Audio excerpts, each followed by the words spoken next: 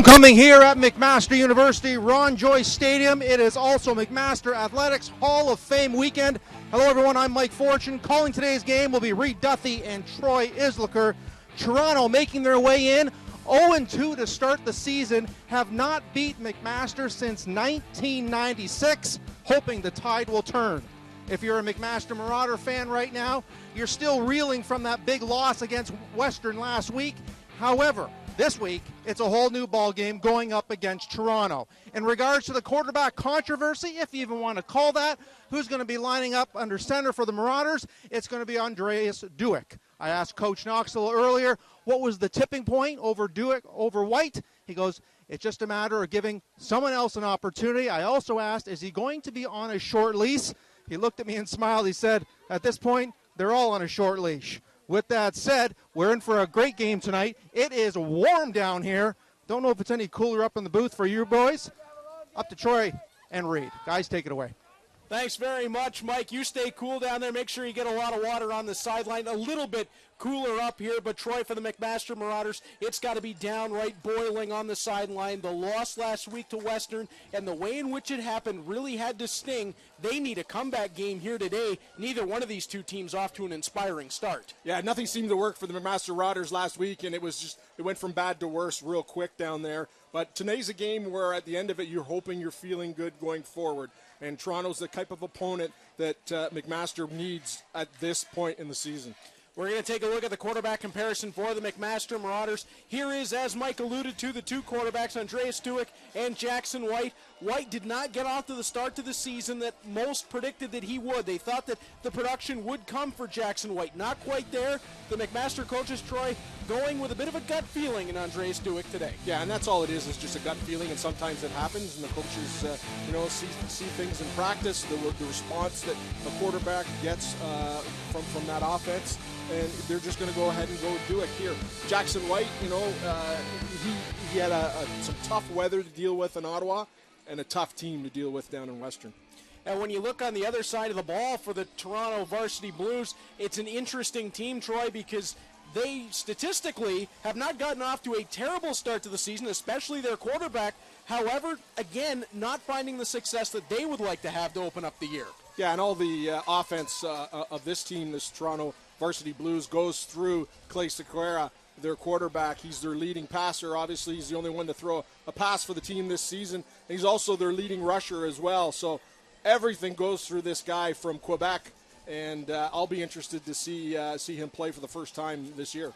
And you take a look at the numbers there. Not bad for a starting quarterback in the OUA for a team that's not gotten off to a great start. And on the other side, Troy, the numbers for Andreas Dueck, they don't speak to the talent level that this young man has. This is the kind of kid that could take this team by the horns and really move it forward in the right situation. Yeah, absolutely. A 44% passing percentage is not going to win you a championship, and they need to get that stat up, and they need to get him some reps and live bullets, and he's going to get that today against this team. And when you look at the McMaster Marauders offense from recent years, a lot of the weapons that the quarterbacks have relied on no longer available. Daniel Peterman, Josh Vanderweer, Dan Vandervoort, they've all gone on, and now Andreas Dueck leading a very young McMaster offense as we head down for kickoff, and the Marauders sending it away to the Varsity Blues.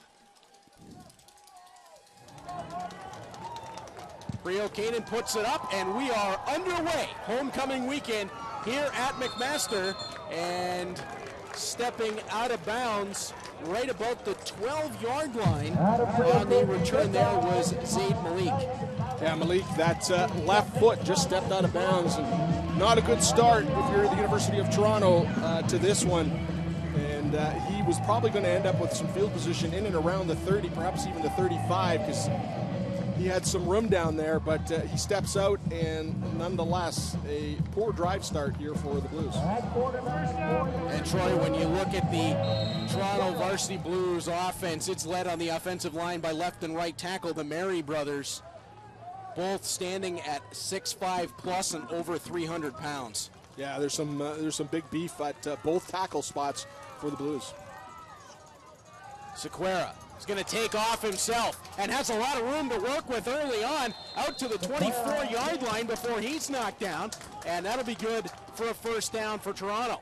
Yeah, Sequeira, we mentioned that off the top. He is not only the only quarterback that has thrown a pass for this team this year, he is their leading rusher. 14 carries, 100. See a lot of that today. Sequeira back in the shotgun. Fullback in motion, checks out as a tight end.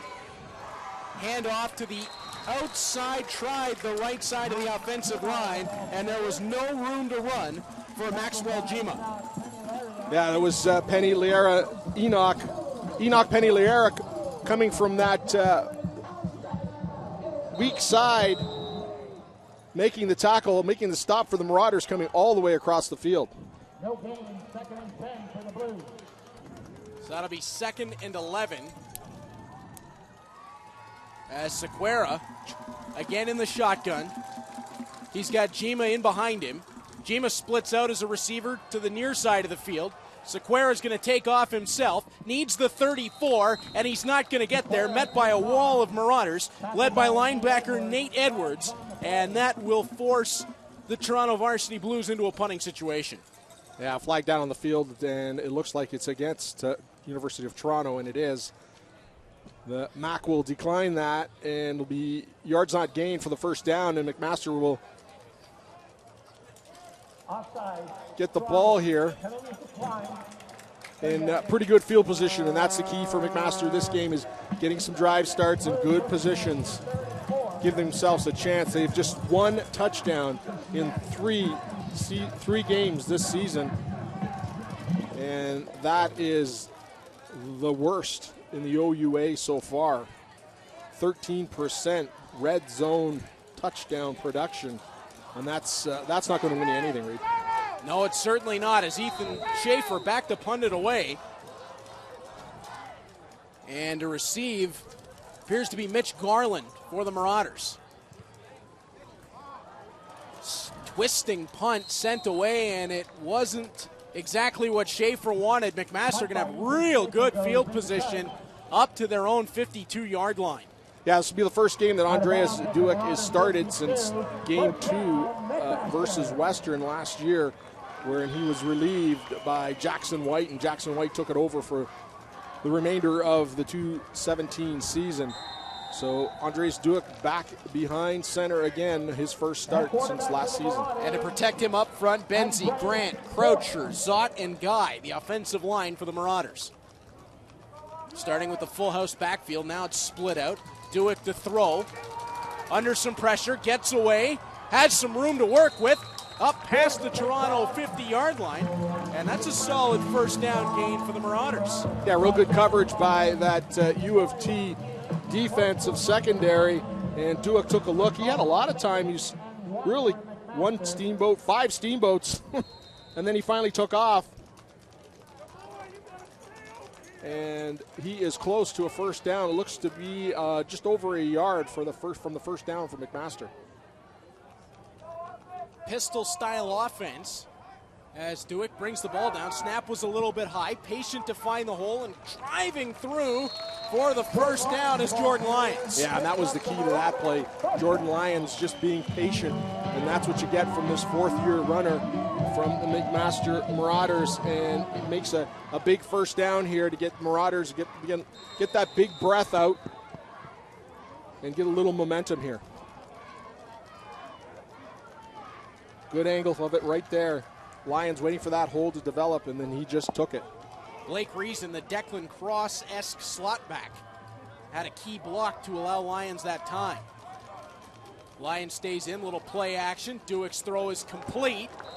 Met immediately out on the wide side of the field was receiver Tavian Shand, and there is a flag down on the play. Kevin Mickelburl is the official for today, and waiting for the signal. And it's offside against Toronto. Illegal procedure, no end. McMaster, penalties decline. No procedure. Second down. He initially pointed to Toronto and then changed his call. But procedure against Hamilton and that, or McMaster, and that is declined. We'll let him have it at 2nd and 10. Duke's throw, complete out wide side of the field. Nice toss. And that one hauled in by Tommy Neild. And that's going to be close to a first down, but Troy, I think he's going to be about 1.5 yards shy. Yeah, Tommy Neild coming into this game, he had 5 receptions for 93 yards. And big throw by Duke to the far side. And that is a tough throw at any time. But on that wide side of the field, Duke makes it, but just not enough yards gained. And McMaster will go for the first 3 points of this game, and Priocannon is out for his attempt. Adam Priocannon from his right from 42 yards away. Priocannon 8 of 9 on field goals so far this year.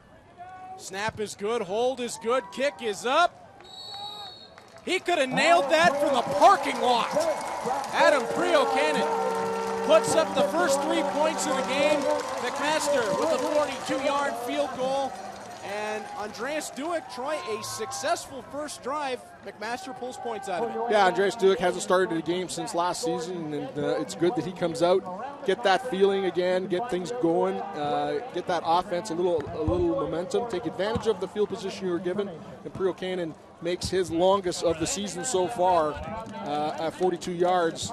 His longest prior to that was 40 yards. So Priocannon is a integral part of this McMaster program, and basically won that game, that big game against Guelph here back in August.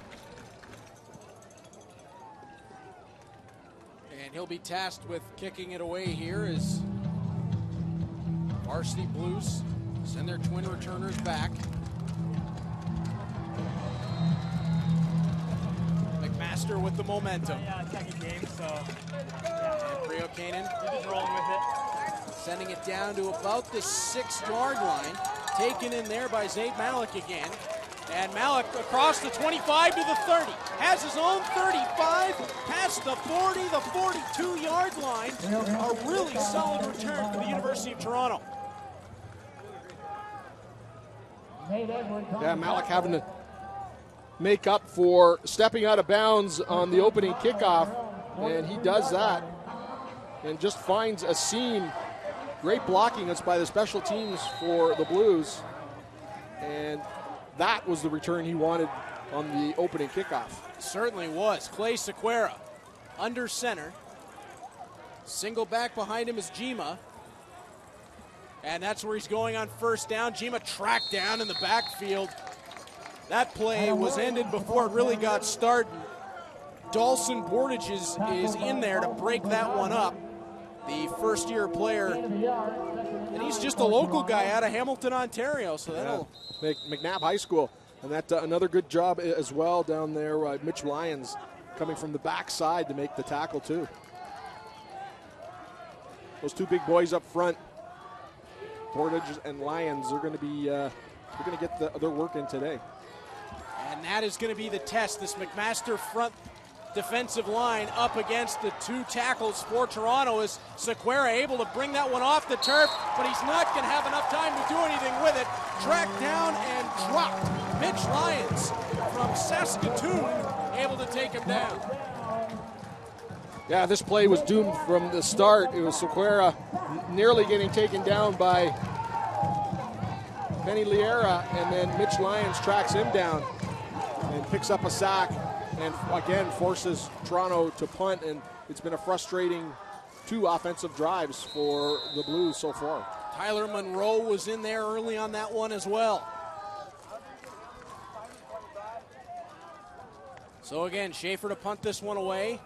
An end-over-ender that'll bounce down at the McMaster 45 and gets a friendly roll for Toronto out to McMaster's 35-yard line, as Mitch Garland wasn't able to play that one. Didn't get much of a bounce up off the turf, just kind of rolled out of bounds. So the McMaster Marauders, they're 2-1 this season. Had a win opening day, 16-15 right here against Guelph, and then went on the road with 2 losses, 18-11 against Ottawa, for a game that they were into right up until the end. and you just can't give Bryce Vieira any open space late in the game or he's going to make you pay, and he did. And then the loss last week to Western, 44-6. Dueck sending it down the sideline, right on target to the 40-yard line, hauled in for the big first down by Noah Griffith. Yeah, this is a good job by Dueck. He looks off the safety real quick here at the beginning of this and finds his receiver, Joseph, open and makes a great catch right on a seam route, just on a fly route just down the side, and pulls that in for the Marauders and get, again, in U of T territory. I think that was 86, Troy. Noah Griffith. As Lions will be taken down in the backfield. Those numbers are giving us a little bit of a issue in the sunlight as Devin Joseph 85. It's Noah Griffith 86 with the catch. Griffith with a big catch there, and getting those players into the offense that haven't seen a lot of action. And Tyson Middlemost, of course, is still out of the lineup with his groin injury. He's missed the last 2 games.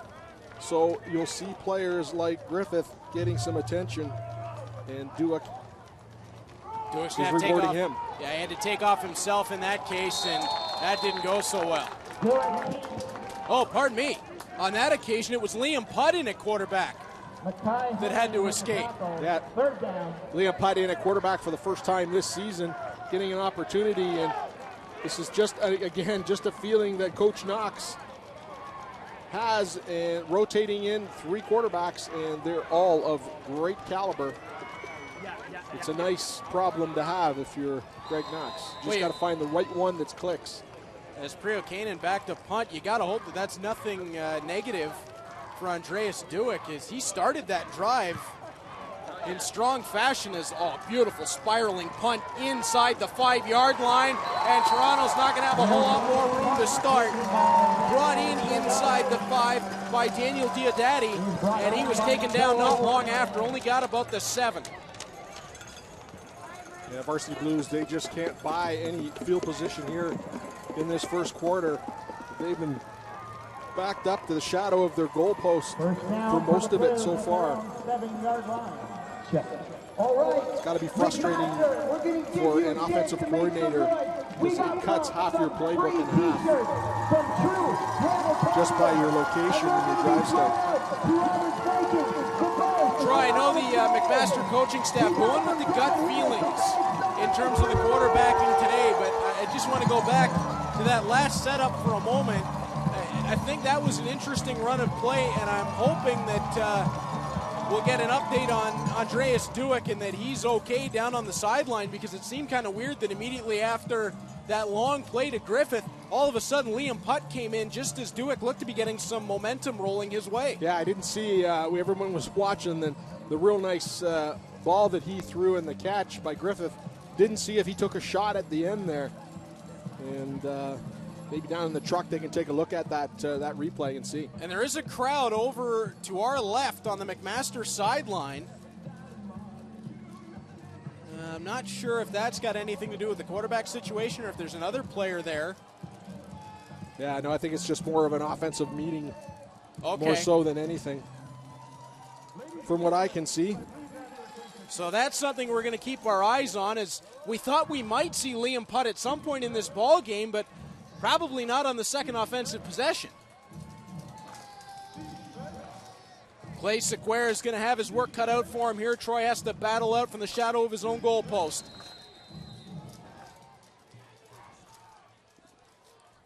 Pistol-style offense. The running back sit in behind. Fakes there, was in danger of the safety, and throws a strike. The 21-yard line, hauled in by Daniel Diodati. Yeah, there was a really nice route by Diodati. He broke off and in, and then faded to the out, and had lots of time, and Sequeira delivered the ball perfectly. Yeah, you're going to see it right here, right from really nice view here. You're just going to see the end of it. That route that was broken off by Diodati, and he had all kinds of space. So it's Jima that started the game in at running back. It now goes to Adam Williams. And he'll battle his way out to about the 25. So 2nd and 6 coming up. Eric Pajolski with the tackle. As Sequeira 4-yard gain, 2nd and 6. trying to put back-to-back first downs together and get this offense rolling a bit. Adam Williams just 6 carries for 17 yards so far this season. So again, not a lot of rushing. But they've been able to build any momentum up so far this season. A lot of motion on that Toronto offense, and it was Diodati who came around the end to take the ball, and he got stuffed at the 26-yard line. Diodati, second-year player from Etobicoke. And the McMaster defense read that one out perfectly. See coming across, and good job from the backside by number 39, Eric Bulchelski, who just found his way through a gap. And again, we'll see Schaefer to punt, and Mitch Garland back to receive. Schaefer with a nice spiral this time inside the 40-yard line, and Garland's got some room. Gets a block and now cuts it back inside towards the 45, breaks it back out to the sideline. Penalty flag is down. Garland will step out at the Toronto 52, so depending on the penalty flag, it could be excellent field position again for the Marauders. Yeah, good combination of speed and smarts there by Mitch Garland, waiting for things to set up in front of him and then taking advantage of his speed and getting to the outside and breaking contain on Toronto. And we'll wait and see what the flag is here. Cheering for student athletes at the game and in the classroom.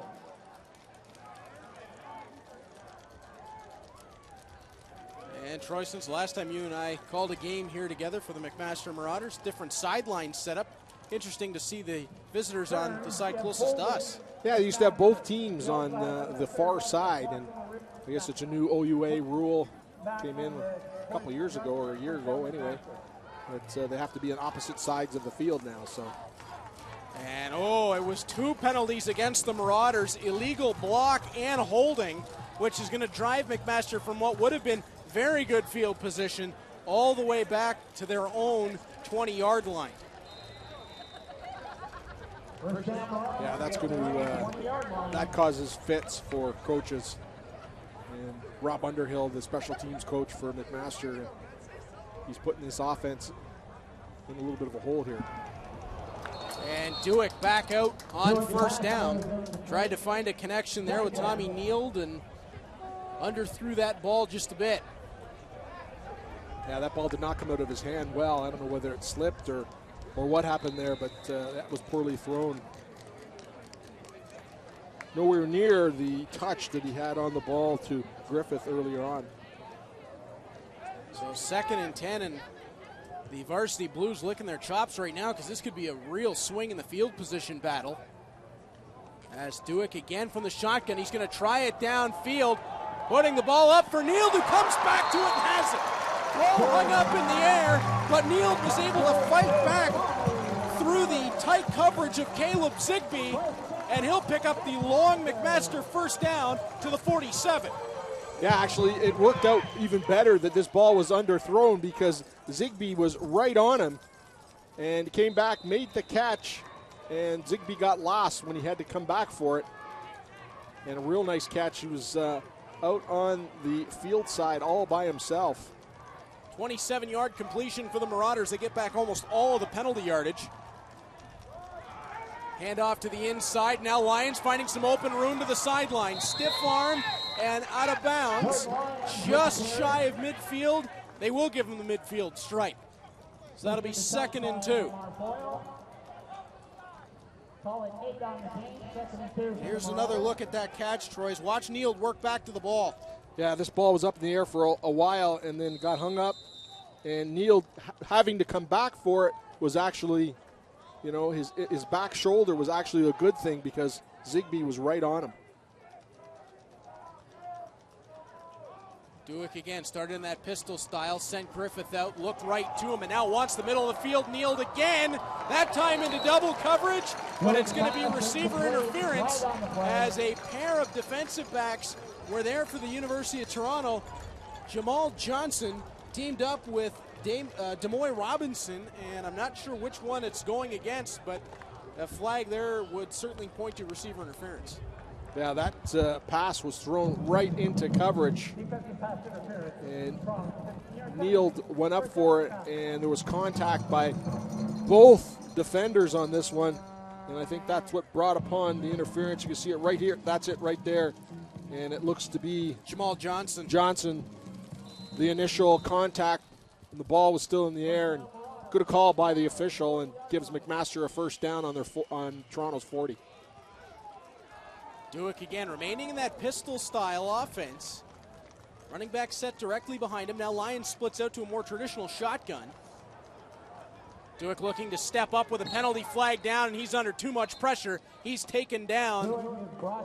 And off the bottom of the pile there, Malcolm Campbell, the man who got in and I believe got the finishing touch.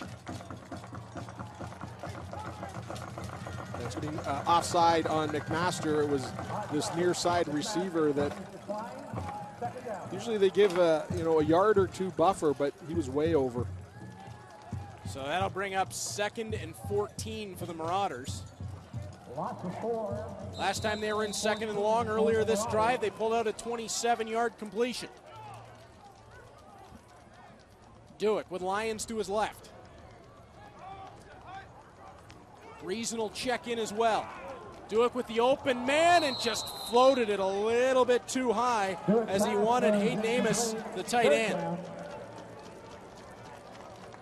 Yeah, unfortunate here. Good drive, Dick McMaster, and Neeld with an interference call on him and a real nice catch on that last drive that's going to be stalled here at the 45-44 of Toronto.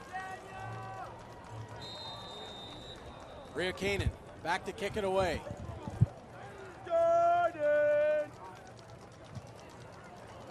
And he'll send this one towards the sideline again. Short of the end zone. Perfect kick from Bria Kanan. No room for Diodati to run. He's sworn at the 5-yard line. And the McMaster special teams unit makes amends for the pair of penalties on their last return. And again, it pinned the Toronto Varsity Blues deep. Well, let's go back to that pass that Duick threw to Neeld there and how big that is in that drive. Although they didn't get any points from it, it got them better field position and then flipped the position now back again on Toronto's lap. Otherwise, Toronto was looking at if they could make a stop there, getting some good field position around center field. Now they're back on their own 5-yard line. That's a great point, Troy Sequeira. Back of the shotgun. Jima, the running back in with him. Again, that pistol-style shotgun with the running back set behind is Sequeira going downfield. He unleashed that ball and well overthrew Will Corby, his intended receiver. Yeah, that was a bit of a cannon there by Sequeira, and shows the arm that he has. It was 45 yards in the air. So that is something that that secondary from McMaster Marauders is going to have to make note of, that he's got that type of arm to get them out of trouble real quick if he needs to. Sequeira 2nd and 10 from his 5-yard line. His feet standing on his own goal line. Splits Jima out. Jima stays in as a blocker. Sequeira's in trouble in his own end zone. Rolling away from pressure. Lets it loose to the sideline. And not enough space for Michael Lehman to step over and bring that one in. That's going to be 3rd down from their own 5. And Troy, this would likely wind up in a safety. Yeah, lots of pressure here for the McMaster Marauders, that defensive front 7. And nowhere for Sequeira to throw. Again, you see right there, 4 guys from the Marauders chasing him down.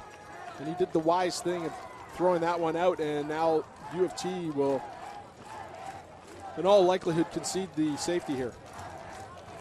Offensive coordinator Mark Surya really getting into it with Clay Sequeira as he came off the field. There was an obvious miscommunication somewhere in that last play.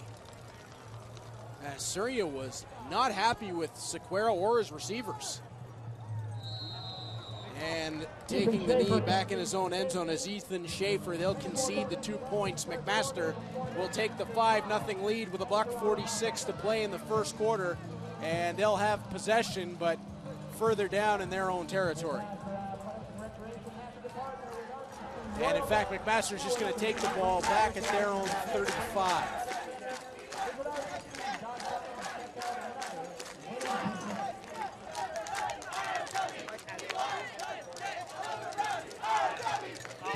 And now this is where you can, as the old saying goes, Troy, add insult to injury. If you can force a team into a safety, drive the length of the field and add points. Yeah, that's when you want to take advantage of it, because then it's like a touchdown with a 2-point conversion here. Do it. Hand off to Lyons. Some great blocking up ahead. Lyons able to make his way out to the 45-yard line, and that will be a McMaster first down. Touchdowns have been certainly difficulty for McMaster to come by, and in that red zone we mentioned off the top, 13%. And that's the last in the OUA, and they've really struggled inside the 20. No problem getting there, they just can't finish it. And Lyons picking up a big first down there for the Marauders out to the 45. You saw the hole that was created out ahead. You could have driven a tractor trailer through it as Duick bringing it down right back to his running back Lyons, and the Varsity Blues said one time too many. I can't hear you because I got Carter Gladman was in there to start the show for the Varsity Blues. Yeah, I've been impressed so far by the Blues. I mean, they'll let the one big play, but usually they shore things up, and they don't let Marauders get a combination of big plays, and that's what kills them, and that's kept them in this game so far. 5-0. McMaster over Toronto with just a few seconds left to go in the quarter here. Duick, shotgun. To his right is Lyons, 2nd and 10. Duick to the wide side of the field. Neal has it. Out of bounds just past the sticks to the Toronto 54. And that's a first down for the Marauders. 6.2 seconds left in the first quarter. And Troy, that was picture perfect from the McMaster offense. Yeah, we talked that Tommy Neal coming into this has 5 receptions for 93 yards. And it's just, again, it's the feeling that one quarterback has with a receiver. And Coach Knock feels that Duick and Neal can really team up together. And some perfect timing right there. Like he catches it right at the gate. And a huge first down for the Marauders. Needed 10, got 11. Mackay Henry, defensive lineman for the Varsity Blues, is the man down on the field. 6'3", 290-pounder out of Brampton, third-year player. And Henry was starting right in the middle of that defensive line today, so he's been right in the action, facing down Jordan Lyons. Andres Duick, 5 of 7 for 81 yards in this quarter so far. Lyons, 5 rushes for 22 yards. And the top receiver has been Tommy Neal, 3 receptions for 46 yards. And his longest was that 27-yard one that he caught. Henry able to make his way off the field.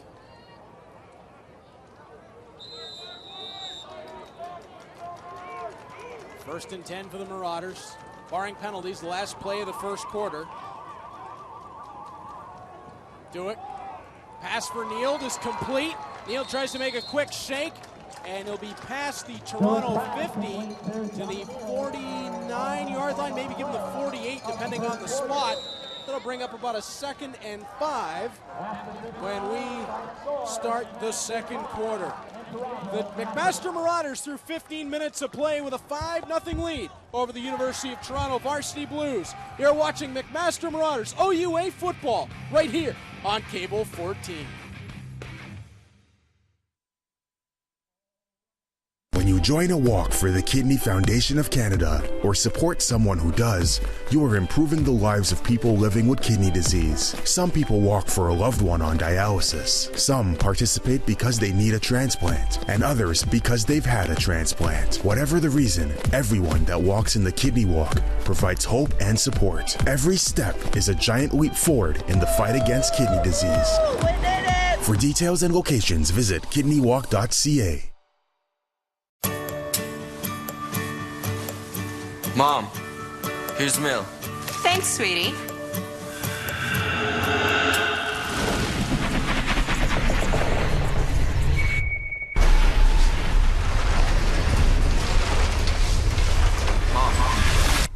Mom, can I grab $20 from you today? Yeah, sure, that's okay. Cool, thanks.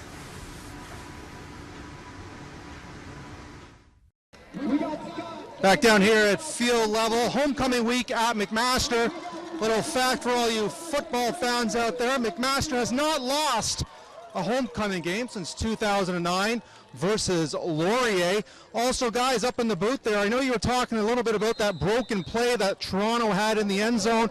Coming off the field, Dio Daddy was also getting a bit of a tongue lashing from head coach and offensive coaches. So a little miscommunication, as you guys alluded to, not just on the quarterback, looked like it was also the receivers as well. Back up to you guys. Thanks very much, Mike, as we start the second quarter with McMaster almost picking up that first down. Troy, they'll be 3rd and short as Andreas Duick nearly leading the offense to another first. Oh, that's already been established. At least Mike Fortune's hair. Yes. It's great to be working with Mike again. It's outstanding. As Duick on the 3rd and 1. Trying to drive his way forward. I'm not sure he got there. Yeah, no. U of T with a big stand on their defensive line, and the question will be, where do they spot him? Duick fell forward at the end of the play. Oh, he didn't get there. That'll be a stop for U of T if they're going to spot it at the 45. Yeah, we can see that from here. There's no need to measure that. Wow.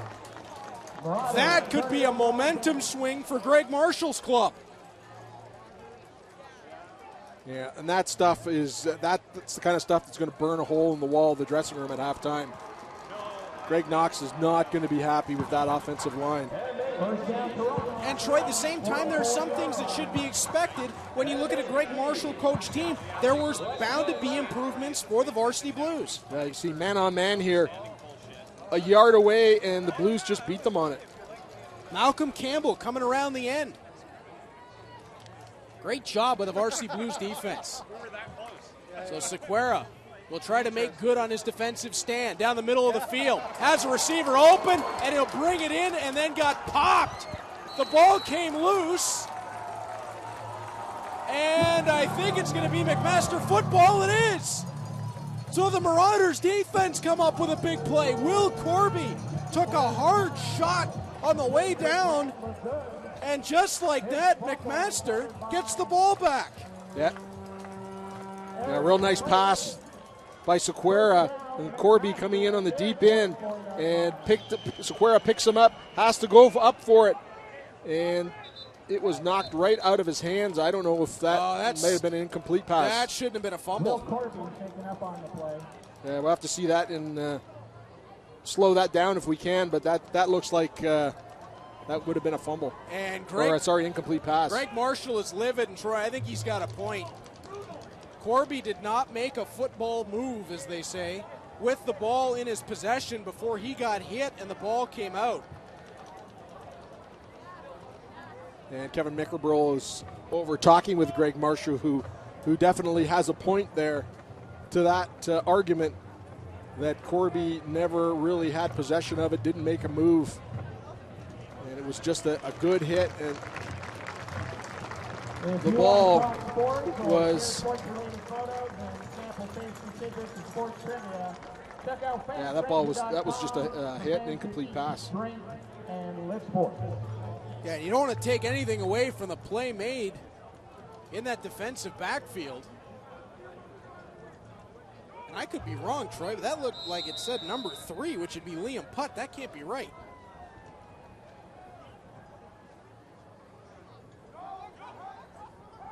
As Duick down the field has an open man, and it's just incomplete. He had Xander Tuchinski running open, and he just couldn't complete the pass. Yeah, Xander Tuchinski, the Winnipeg native, was a really good job of tracking the football in most cases, but he kind of got turned around and couldn't catch up to it, and that ball was really thrown out there by Duick. 2nd and 10 for Duick. I actually want to take another look at that fumble if we get the opportunity, as Duick under pressure will escape, being tracked very closely, makes a move to make one miss, to the sidelines, dives forward, not quite going to get there. Picks up about 8 on the scramble, but a couple of slick moves in open field from Duick. Nearly got the first down for the Marauders. Andreas Duick made a really nice move on Lamar Foyle of U of T, who was spying him and came in to make the tackle. And if he had, it would have been kept it to a gain of about 2, but he was able to go on. Let's take a look at this catch, and I'm just trying to pick up the number. Okay, it was 35. That makes a lot more sense, as that was Noah Hallett who made the tackle. I wanted to make sure Hallett got his proper credit for causing that fumble. And Priokainen is going to bring this down and take off for a first down. No! Erased again. Malcolm Campbell, back-to-back drives, is the man who forces the 3rd down turnover. Well, of course, a Greg Marshall team is going to be ready for anything, and they were on this one.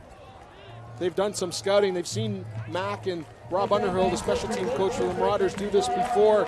Priokainen again, all U of T players at the line stayed their ground and contained Priokainen, who made a gain of about 4, and that was it. Great field position here for Toronto. Let's see if they can do something with it. Sequeira. Oh, ball on the ground after the bad snap. Sequeira just falls on top of it back in midfield. And again, those are the kind of things, Troy, we talked about in the first quarter, things that'll drive coaches nuts. Connor Graham and Cole Sequeira have not entirely been on the same page in the center quarterback exchange. Yeah, they had one very similar in the first quarter, and that's just a dud. That just backfired. Never got to him.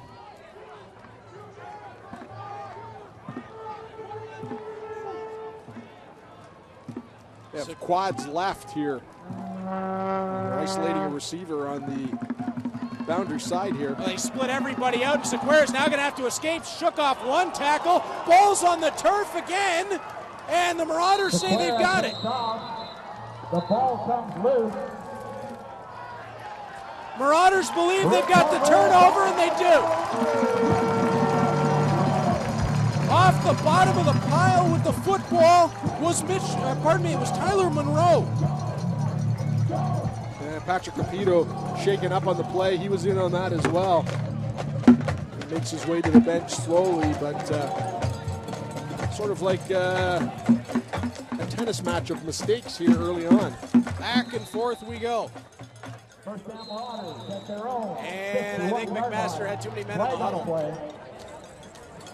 13-minute huddle. McMaster. You got to know that Coach Knox is doing the slow burn over there on the sidelines, because there's just a couple opportunities here that McMaster's had, and they've shot themselves in the foot by either penalties or. Noah Griffith and Xander Tuchinski were the two that got their signals crossed that time, and that's going to bring about a 1st and 20. Mac just not able to get things going smoothly here with any consistency. And Tuchinski and Lyons exchange. Lyons to his normal spot in the running back position. Tuchinski slot back. Lyons takes the handoff, makes his way through one. No, hanging on from the bottom of the pile. And trying to get a number as he comes off the bottom. Looked like Matt Renault, a linebacker for the Varsity Blues. Indeed it was, that held on for dear life to Jordan Lyons and was able to drag him down. Yeah, Carter Gladman, the defensive tackle there, coming in from the backside as well for support. McMaster with a 2nd and a country mile. It's about 18 yards to the first down.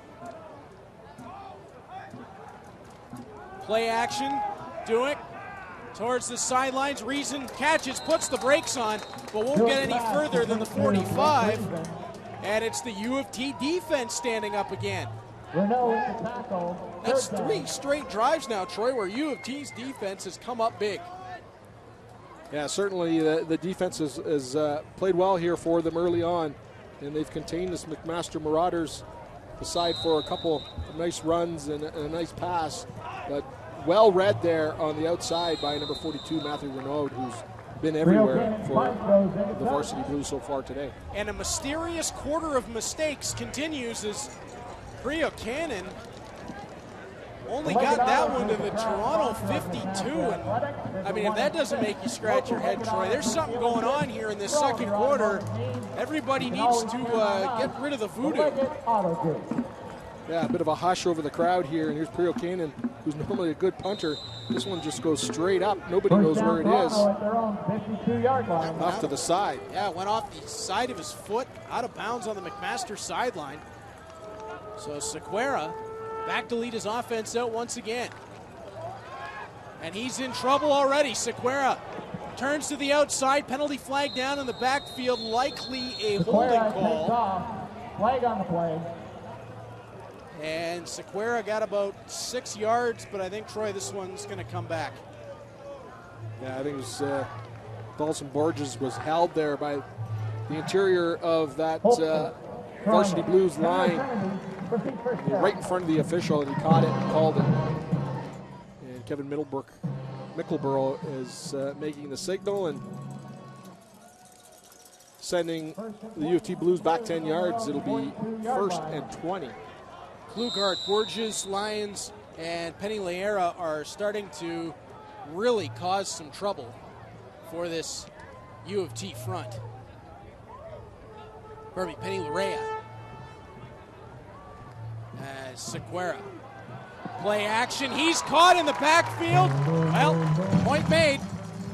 Off the bottom of the pile, jumps up Enoch Penny Lerea, the defensive lineman, third-year player, who comes up with the big sack to drive the Varsity Blues even further back. Troy, this is going to be about a 2nd and 27. Yeah, Penny Lerea coming into this one had 3 sacks. He's an interesting story, a transferee from Union College down in the States, and he's also was a star running back in high school. Sequeira, hand off to Williams. He'll get some of the yardage back out near the Toronto 45, but he'll be nowhere near a first down, which was the McMaster 48. So again, a defensive stand, and we'll go right back to the Marauders with the ball. And it seems like we're repeating ourselves over and over as if second quarter has been Groundhog Day. Yeah, 3 outs have been a little monotonous here, and both offenses have been bowling shoe ugly in the last 10 minutes of this one. Did you just steal one of mine? I did. Okay, just checking. Did I give you some sort of credit for that? Schaefer. Oh, there's a beautiful spiral punt from Schaefer to the 21-yard line, but some room to run, and Garland's got the 45 to the outside. Schaefer will push him out of bounds, and maybe it took the defensive back Garland on the punt return to change this quarter around for the Marauders. Let's take another look at this one.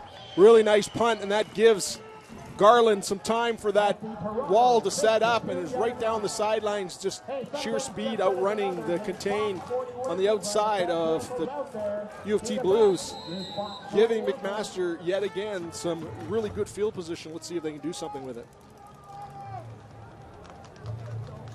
Do it, calls his receivers into motion. Snap was a little high, but he's able to bring it down to Jordan Lyons past the 50. So just a 4-yard pickup, it looks like, on first down as Lyons dove forward to the 48. Coming into this game, McMaster just 209 yards passing yards per game, and that's 10th in the OUA, and that's just not good enough if you want to contend with the big boys. Total offense to 330 yards, and that's 10th in the OUA, and again.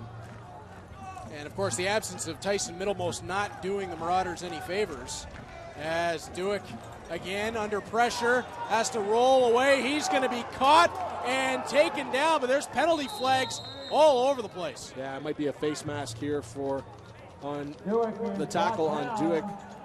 Garrison Pyle was the man who got in there, and he was joined again by Malcolm Campbell, who's been a real thorn in the side of the McMaster offense, but we got all sorts of orange laundry. Good pressure by that front four of the University of Toronto Blues. They've come to play. No one's told them that that they don't belong here. And you're right, Troy, penalty goes against, well, both penalties go against the Toronto Varsity Blues. So the situation that McMaster found themselves in earlier on in the ball game now goes against Toronto. Yeah, you can see maybe it was a horse collar there as well at the end. McMaster all the way to the 33-yard line.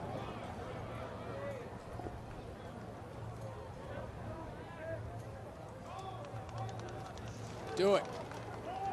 Out to the wide side of the field. Neal had it, but the hit jarred the ball loose. Caleb Zigbee with really good coverage. Yeah, Zigbee has been in a few plays so far this afternoon. Got beat on that real long one to Noah Griffith in the first quarter that he actually had the coverage, and Griffith had to come back to it and made himself open. And again, Zigbee there on the coverage again on Nold. And I stand corrected, Troy. It was just one penalty. The unnecessary roughness on Garrison Pyle. 48-yard line to the 33 is 15 yards. Never claimed I was a math major.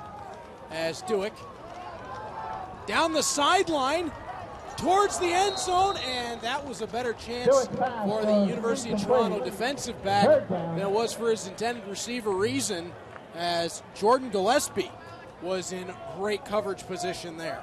Yeah, when Andres Duick takes a look at the game film of this one, he's going to maybe think about his choice on going to this receiver, because he was double covered into the corner with help coming across the top from number 6 rather, from the U of T Blues. So it'll be the 45-yard line for the attempt from Adam Priokainen. Snap is good, hold is good, kick is good. And Priokainen again, he just about put that one into the Braley Center out past the stadium. Yeah, he's not happy with his last punt and had to make up for that. And again, Adam Priokainen getting the points here, and it's been the story so far this season. McMaster's inability to score in the red zone and inability to score touchdowns, period, has really hurt them this season. 8-0 now for the McMaster Marauders as we take another look at the 45-yarder. Priokainen, boy, he just kicks the laces off the ball. We saw that, Troy, right from his first game as a freshman, that this kid has the potential to be something very special, not just at the OUA level, but moving forward. Oh, absolutely. And he was kicking 50-yard field goals in his sleep his first year, and it was quite evident that one day this is a very good possibility of seeing this kid play pro ball somewhere someday. And this on the heels of the McMaster Marauders having one Mr. Crapina in their roster is a little bit scary when you think of the way that the Marauders are recruiting kickers. Yeah, certainly do have a great history of kickers at this school. And Priokainen is carrying on that history, having a fantastic season so far this year and the last couple of years. And this is his third year, a native from Burlington, Ontario. And he's already hit his season longest this afternoon. His career longest is 50 yards, but we've seen him in warm-up kick way beyond that. Yeah, that's true. We have as Sequeira leading his offense up from the 35-yard line. Trips right. And we got all kinds of motion, and I think this is going to go to the left tackle.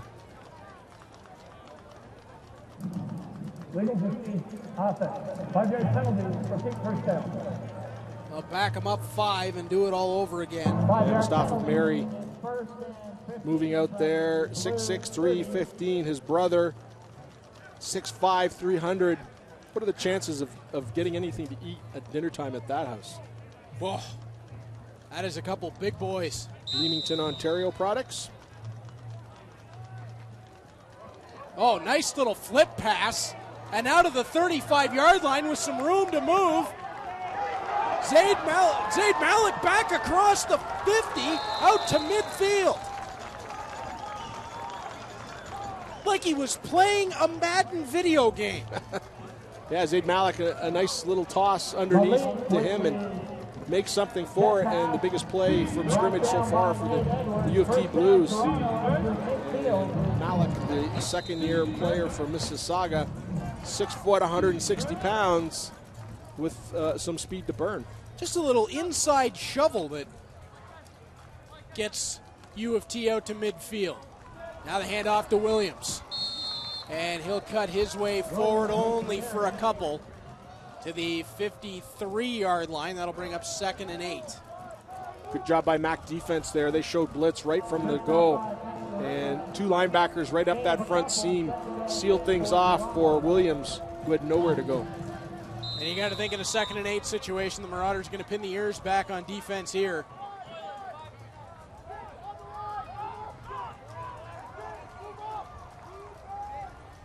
The Marauders not showing blitz here early on. From the shotgun, pistol style, Sequeira. Here comes the free safety. Play action did not fool anyone. Sequeira, there's going to be a holding penalty on U of T. And out of bounds went Sequeira, but it's all going to be for naught. 49, flag down. Now Bill Lucas, the free safety, number 25. Holding. He blitzed right up the middle, and that was picked up nicely by the fullback, number 35, Jordan Sidsworth, or Sequeira would have been downed in the backfield 12 yards deep.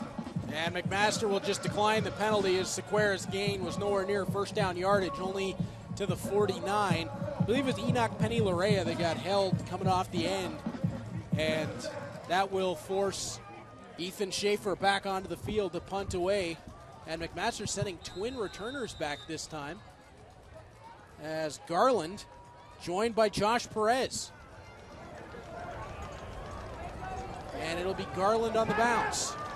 Nowhere to go. Right in his face from the moment he picked up the ball, Matthew Renault. And the Marauders will have 1st and 10 from their own 7-yard line. So if you're U of T, Troy, at least you've swung the field position back in your favor for the moment in a one-possession ballgame. Yeah, the Blues have seen enough of the Mitch Garland show that they know they need to get down and contain that guy, and they did a really good job of it on that punt right there. Now, I know Mitch Garland, a very valuable piece of this McMaster defense, but you wonder if they would ever consider using him on the other side of the ball, as the Marauders picked up a penalty on the end of that play as well, which is going to drive them back to their own 3. Well, I think if McMaster Marauders continue to have the frustrating offensive starts that they've had, that they would consider almost anything at this point. Well, we've seen Deron Carter and Terrell Sinkfield go from receiver to defensive back. Don't see why you couldn't go the other way. As Jordan Lyons driving out past his own 10, and that might have been a touchdown saver. Jamal Johnson jumped up and was able to take down Jordan Lyons, or he would have had nothing but green grass ahead. Yeah, really nice job here in open field tackle to save things here for the U of T Blues, or this would have been gone to the races. Yeah, there was nobody left. Yeah, Johnson, good open field tackle, the 3rd-year player from Toronto, saved 6 points right there. All for naught, though. Troy, penalty flag down. Marauders were offside and pick up an unnecessary roughness call. So they're going to be back at their own 1-yard line. Yeah, this Marauders team was the most penalized in the OUA last year. And to this point coming in today, they were doing pretty good. 82 penalty yards per game, and that's 2nd in the OUA, 2nd best. So, but it's really hurt them today. trying to call a couple players out of the huddle. Now everybody seems to have gotten on the same page. 4:15 and counting left in the second quarter. It's 1st and 13 from their own 1. And Duick about 5 yards deep in his own end zone. Handoff for Jordan Lyons. Finds a hold of the 5, but is tripped up there. I believe that time it was Carter Gladman again. Yeah, it was really important that they get some positive yardage there, get himself a little bit of breathing room for Duick in an obvious passing situation. 2nd and 7, Troy, and you're still in the shadow of your own goalpost. Marauders are going to need something creative here.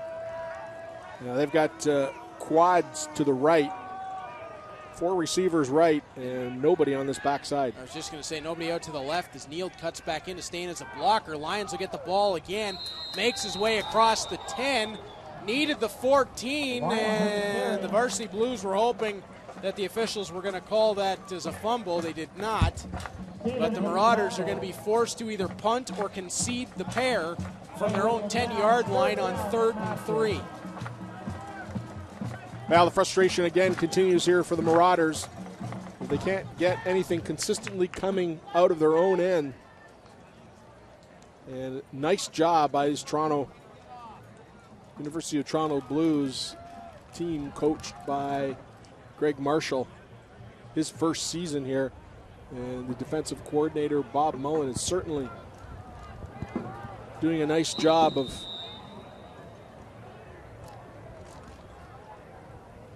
Rio Kanan is going to punt this one away, and it's going to be Diodati at McMaster's 54-yard line with a little bit of room. He'll be run out of bounds at max 43 from the look of it. Yeah, they'll give him the 42. So it'll be 1st and 10 with 2:49 left to play in the second quarter as we cross the 3-minute warning. Yeah, lots of time here for Toronto. Of course, the longest 3 minutes in professional sports coming up, and Toronto Blues, nice if they get some points on the board here going into the half. Troy, let's take a look at some of the handiwork of McMaster's own Tommy Neal so far today.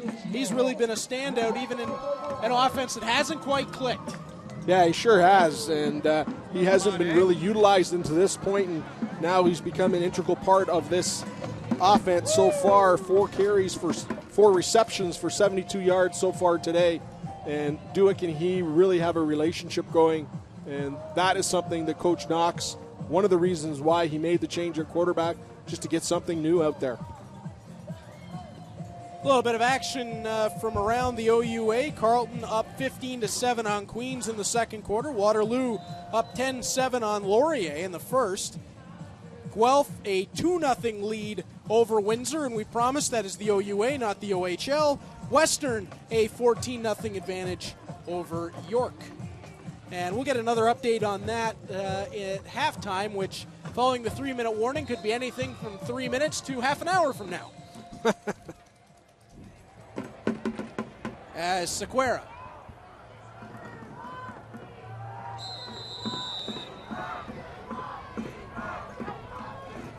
hands the ball off to Williams. Williams able to shake a couple of tacklers in the immediate and dive his way out for about a 5-yard gain on first down. And, one of the Marauders has stayed down, and an immediate call to the sideline was made. That would appear to be Enoch Penny-Larea.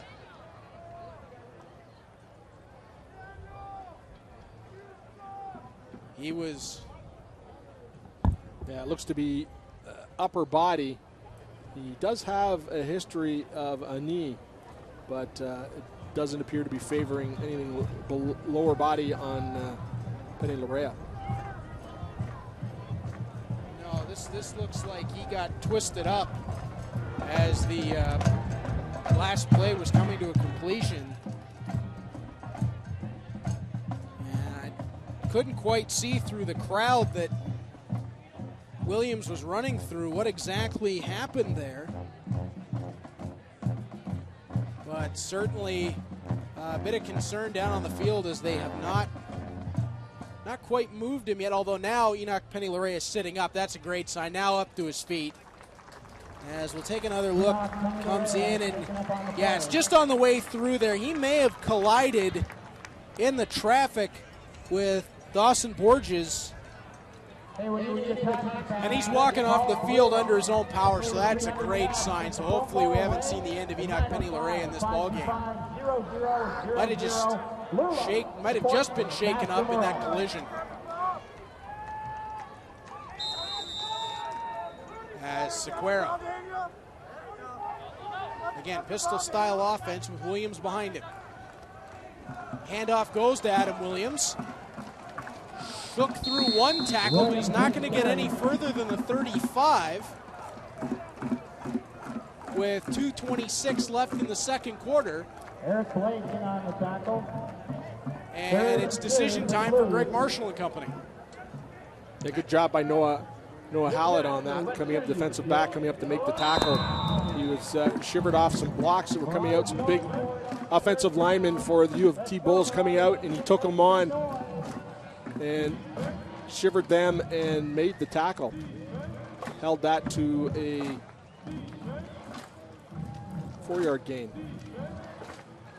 And Troy, it appears they're going to go for it. They haven't taken Sequeira and company off the field. Oh, now they'll call everybody over for the timeout, as maybe putting a little bit of extra thought into this. 2:07 left to go in this first half, and U of T get an opportunity to put some points on the board here by either attempting a field goal or going here on third down. It looks to be third and about a good 2.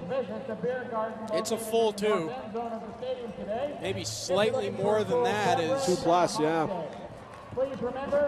This is an interesting call here from Greg Marshall and company, as they have the chance, as you said, Troy, to put 3 on the board, but they're going to put the ball into the hands of Cole Sequeira and trust him to guide them to the first down.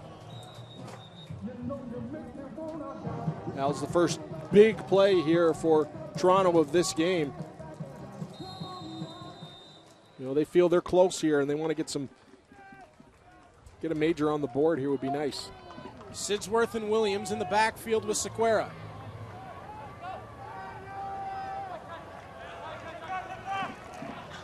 Handoff goes to Williams. He needs that 32-yard line, and he didn't even get close. McMaster's defense steps up and takes it away.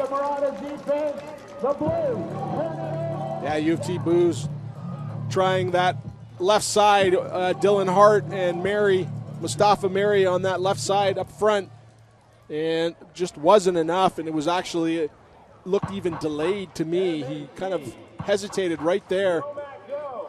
Rather than going forward, almost kind of went laterally. And they needed the 32. All they had was the 35, so they ended up losing about a half yard. Duick in the shotgun. Sends it out for Neal, who comes back to the ball. Now past the first down sticks and down the sideline. Neal will be run out at the Toronto 54.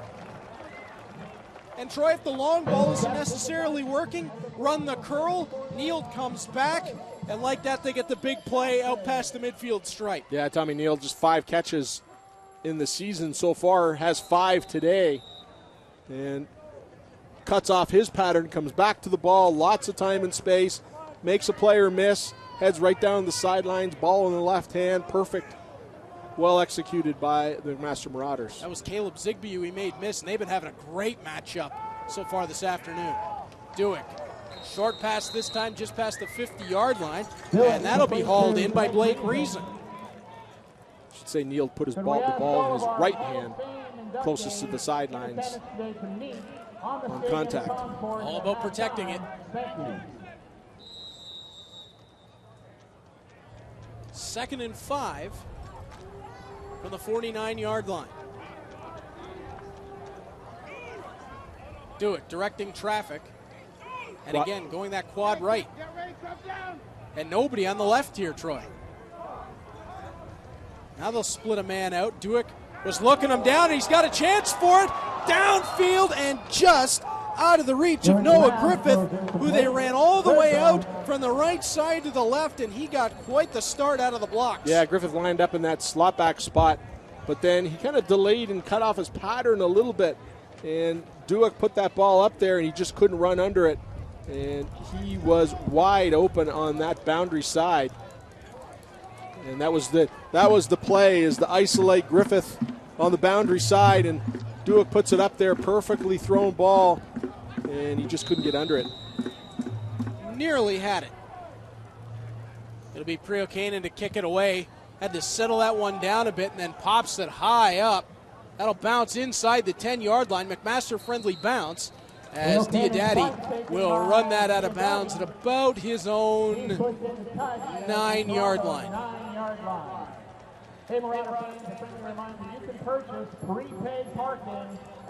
So a minute 14 left in the first half, and now the question switches back again. Troy, that down 8-0.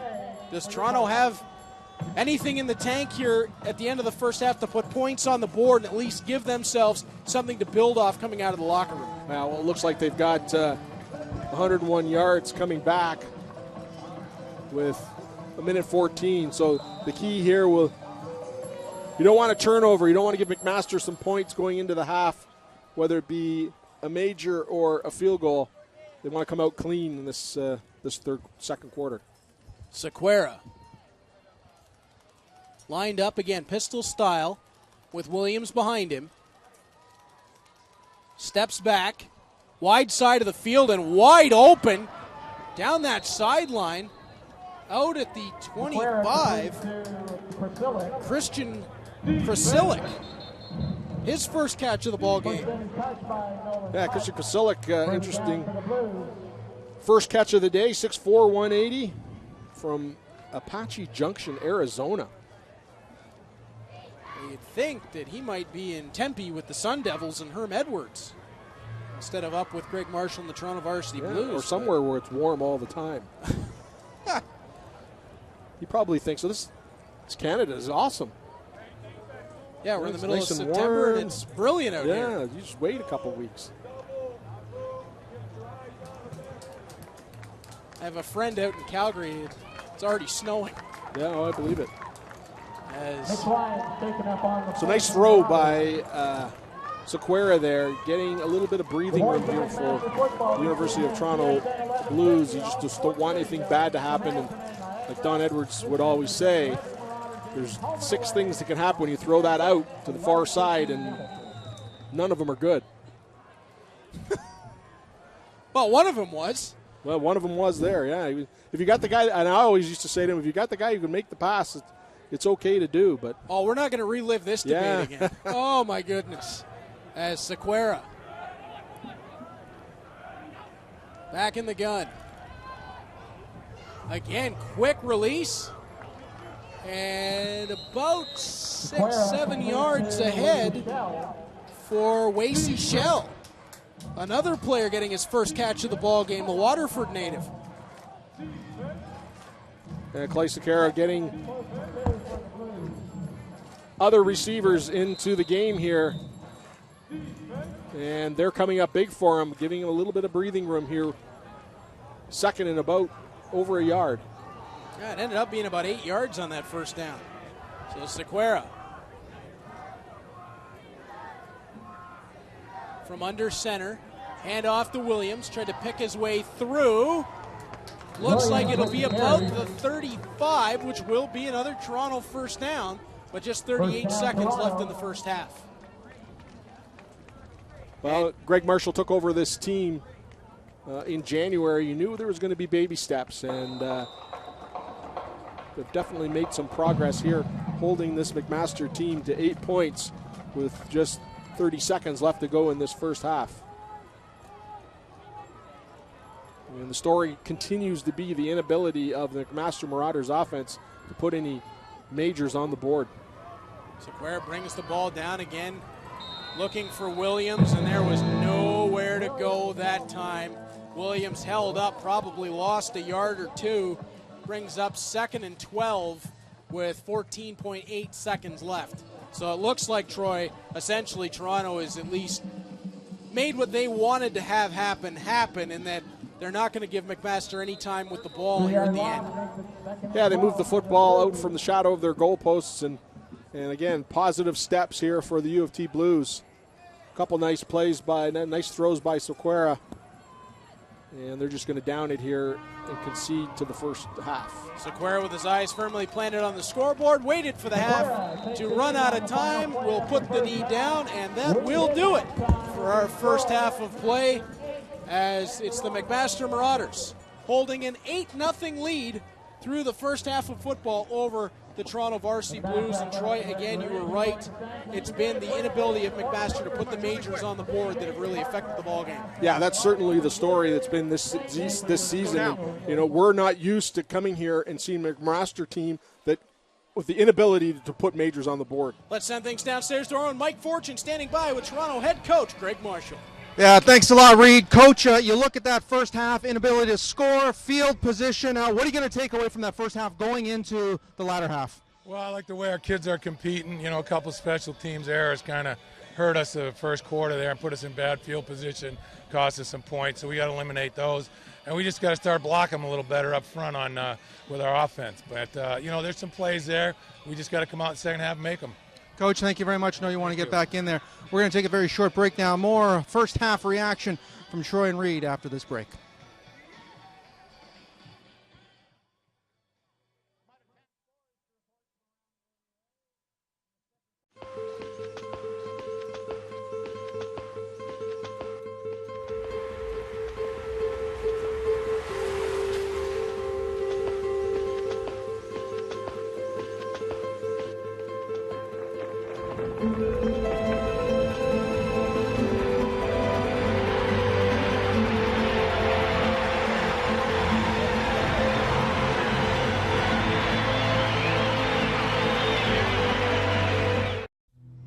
I started drinking more to deal with stress. Without my realizing it, alcohol took over my life. Finding the courage to go to that first meeting of Alcoholics Anonymous was the best thing I've done. I got help from people who know what I've been through. Now I have hope. Alcoholics Anonymous. If alcohol is causing problems in your life, look for us. You can find us in the phone book or on the web at aa.org.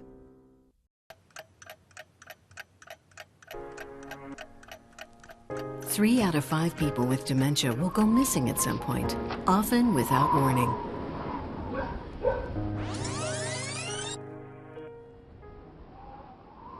With a safety plan, you can prevent missing incidents from happening.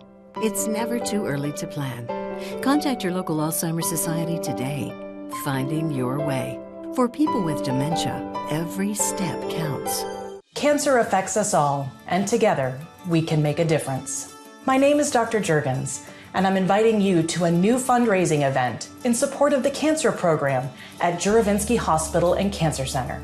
Embracing the fall spirit of giving thanks. It's an evening walk called Illuminite, a walk to shine a light on cancer. Join us on October 26th at the Earth to Table Farm in Flamborough. Register and start fundraising today.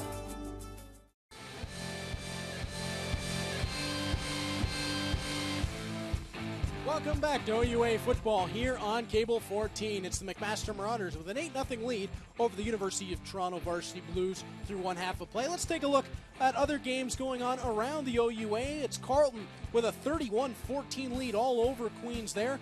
Guelph, as we said, we promised that is not an OHL score, up 2-0 on the Windsor Lancers. Laurier and Waterloo in a back-and-forth battle with the Golden Hawks taking a 22-17 lead.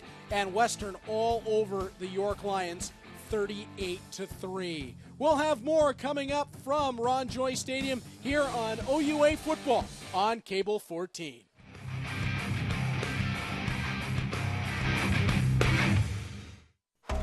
You consider yourself a good citizen, a good employee, and courteous person. But when you get behind the wheel, you become a maniac, hogging the road, saying and doing things you would never do without the protection of your vehicle. You tell yourself you're a good driver. You just like to go fast. In 2017, there were 1,681 collisions that involved injuries and 16 fatalities in Hamilton. Speed kills. Slow down. Driving is a privilege, not a right. A message from the City of Hamilton.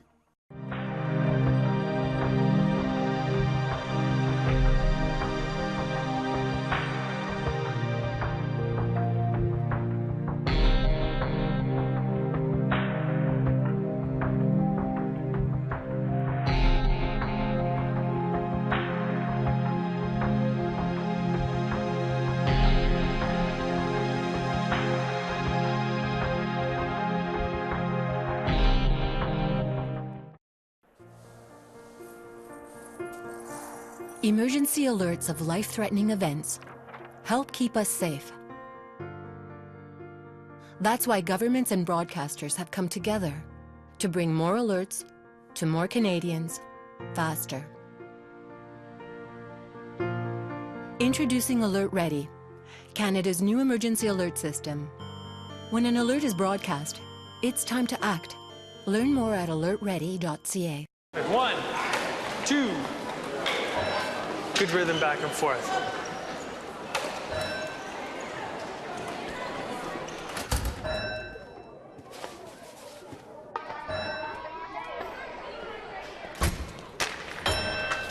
Hey Taylor, I think you might need this.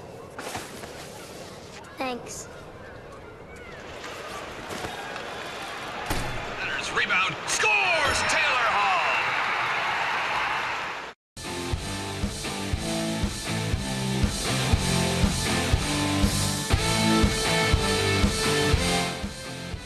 Welcome back to OUA Football here on Cable 14. Through one half of play, the Marauders up 8-0 on the University of Toronto Varsity Blues. Let's take a look back into the first half and show you how we got to this point. And Troy, in that first half, we talked about the McMaster Marauders offense not able to put points on the board. However, their defense has been very, very strong. Yeah, they sure have, and that's been the key through a lot of it this season, is no one expected this defense to play as well as they had. They lost a lot of starters from last season, but it's the defense that have been really kept them in games. And when you take a look at what they were able to accomplish in the first half, Cole Sequeira never really seemed to be comfortable, even including the last drive where Toronto got some momentum going their way, but Sequeira's been tracked down. He's had some trouble, and he's even been the target of a little bit of friendly fire. Some bad snaps and some miscues in the backfield have hurt this Toronto offense when they've had the ball in good field position. Yeah, it's just little things like that are huge, especially when a quarterback, when you're running for your life right off the start of a snap. You see right here, this one again, and McMaster coming at him with their ears pinned back and really dominating that offensive line, who are having trouble with the speed and fierceness of the MAC front seven. They're going to have to find a way to calm that whole offense down here at the half. But if there is a bright spot for the Varsity Blues through that first half, it'd have to be Zaid Malik. When you saw what he did in the return game, what he did on offense, you got to feel like Toronto needs to get the ball in his hands a little bit more. Yeah, I took that opening kickoff and ran out of bounds accidentally, and then the next one he made up for it with a really good run back and used his blocking to the best he could and got out some great field position for Toronto. And Troy, when you see a player like that for Toronto and an offense that's struggling on their side of the field, how do you game plan to get the ball in his hands more? Well, and that's going to be it for this second half. Greg Marshall is he's seen the guys who've come to play so far today. We got to get the ball in their hands. And there's a couple receivers he used at the end there that haven't seen any action at all, and now they've got them into the game. So, Clay Sequeira now has a bunch of weapons that he can go to throughout this second half and spread things around, which is going to spread out that McMaster defense and keep them a little more honest. We'll be back on OUA Football here on Cable 14 right after this.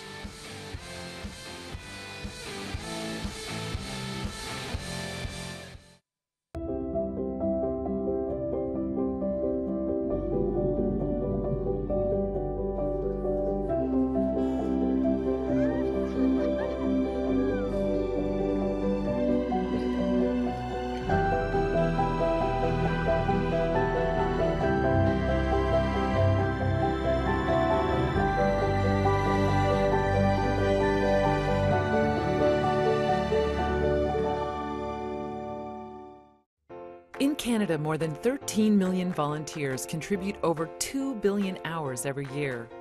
Volunteers support us in everything we do, and communities thrive because of it. At Volunteer Canada, we encourage and strengthen community involvement. We work with a broad range of partners to promote and support our shared vision of a vibrant Canada. To learn more, visit thenewvolunteer.ca, your connection to Canada's volunteering community. Carbon monoxide is called the silent killer. That's because you can't see it, taste it, or smell it. My name is John Janak. That was me 4 years ago, after carbon monoxide killed my niece Lori Hawkins and her entire family. They did not have a carbon monoxide alarm. In their honor, Ontario has passed a law making CO alarms mandatory in all homes with an attached garage or a fuel-burning appliance. Now I need you to do your part by installing a CO alarm today. From our family, thank you.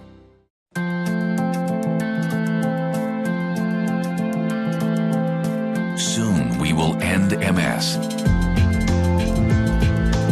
Thanks to Canada's leading role in treatment and research, we're closer than ever to reaching the cure. But the road to that goal starts here, with you. Register today at mswalks.ca, because your step could be the one that ends MS. Big day here for McMaster's homecoming. Their 2018 Athletics Hall of Fame is being awarded, and there's one person in particular on this board that everybody who's been a football fan is going to recognize. That's Jesse Lumsden going into McMaster's Athletics Hall of Fame, and he's standing by right now with our own Mike Fortune. Mike, take it away. Yeah, you better believe it, Reed. The name Jesse Lumsden has wonderful tones throughout this McMaster University. Welcome back home. How's it been the last day or so? It's been awesome. A lot of guys came back, a lot of family and friends, and it's just been a ton of fun. And as this day was approaching, it gave me the opportunity to reach out to some of the guys that were a big part of the reason of me being able to get inducted. So, a lot of the O-line is back and a lot of the team, and we're all just having a couple of cold ones down in the beer garden. That's the way it should be. You got the call. What went through your body, your mind when you first found out, you know what, I'm going to be honored by McMaster? You're going to be on that wall forever now. It was thankful. Because it allowed me to reflect on the experiences, the people, the team, the coaches, the staff, everybody who played a part in the success of my individual career. But it's much bigger than that, because I would never have been able to do what I did on the field if it wasn't for every other guy on the field with me. And I truly, truly believe that. All those guys, all those old linemen will be in the Hall of Fame, very soon, and I'll be pushing for it. I know it's not just about teammates, it's also about family. You have a very strong family support, and they also helped you get here. Oh, absolutely. I mean, they showed me the way. I was very fortunate to have a family that I'd understood what it took to get to the highest level of this sport, with a mom and a dad, because they went through it both. They pushed me when they knew I needed to be pushed.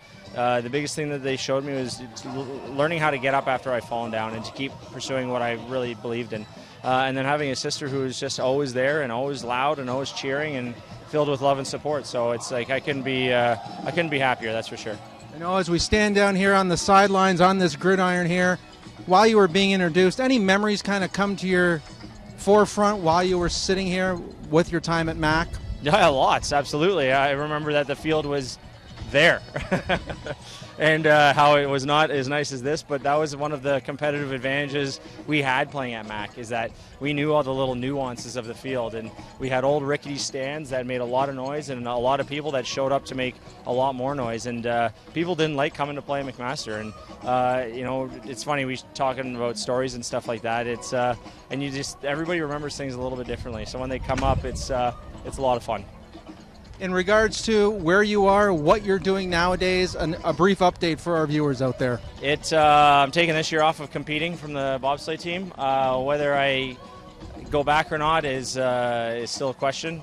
Most likely I'll be hanging the spikes up, but I'm back in Calgary. I have a family out there, and just spending some time in the mountains, and it's been nice. It's been a nice spring and summer decompressing and just a lot of reflection with things like this popping up. Jesse, I can't say enough. It's such an honor. Thank you very much for taking some time with us here on Cable 14. And again, congratulations on your big honor, my friend. All right. There you have Jesse Lumsden. We're going to take a very short break. More of the second half coming up after this.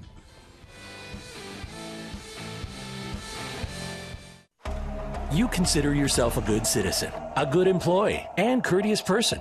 But when you get behind the wheel, you become a maniac, hogging the road, saying and doing things you would never do without the protection of your vehicle. You tell yourself you're a good driver. You just like to go fast. In 2017, there were 1,681 collisions that involved injuries and 16 fatalities in Hamilton. Speed kills. Slow down. Driving is a privilege, not a right. A message from the City of Hamilton. Welcome back to OUA Football here on Cable 14. The McMaster Marauders up 8-0 on the Toronto Varsity Blues as we get set for the second half.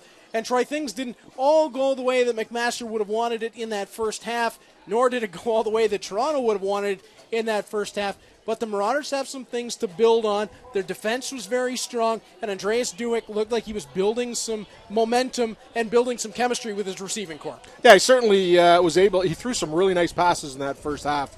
But if you're Coach Knox, you got to be frustrated with the way that it was 3 steps forward and 4 back for this McMaster Marauders team, shooting themselves in the foot a couple times with some really bad timing penalties for them, and then having problems with that defensive line of the Toronto Blues. McMaster should be running all over this team, and they're not, and that's definitely a problem.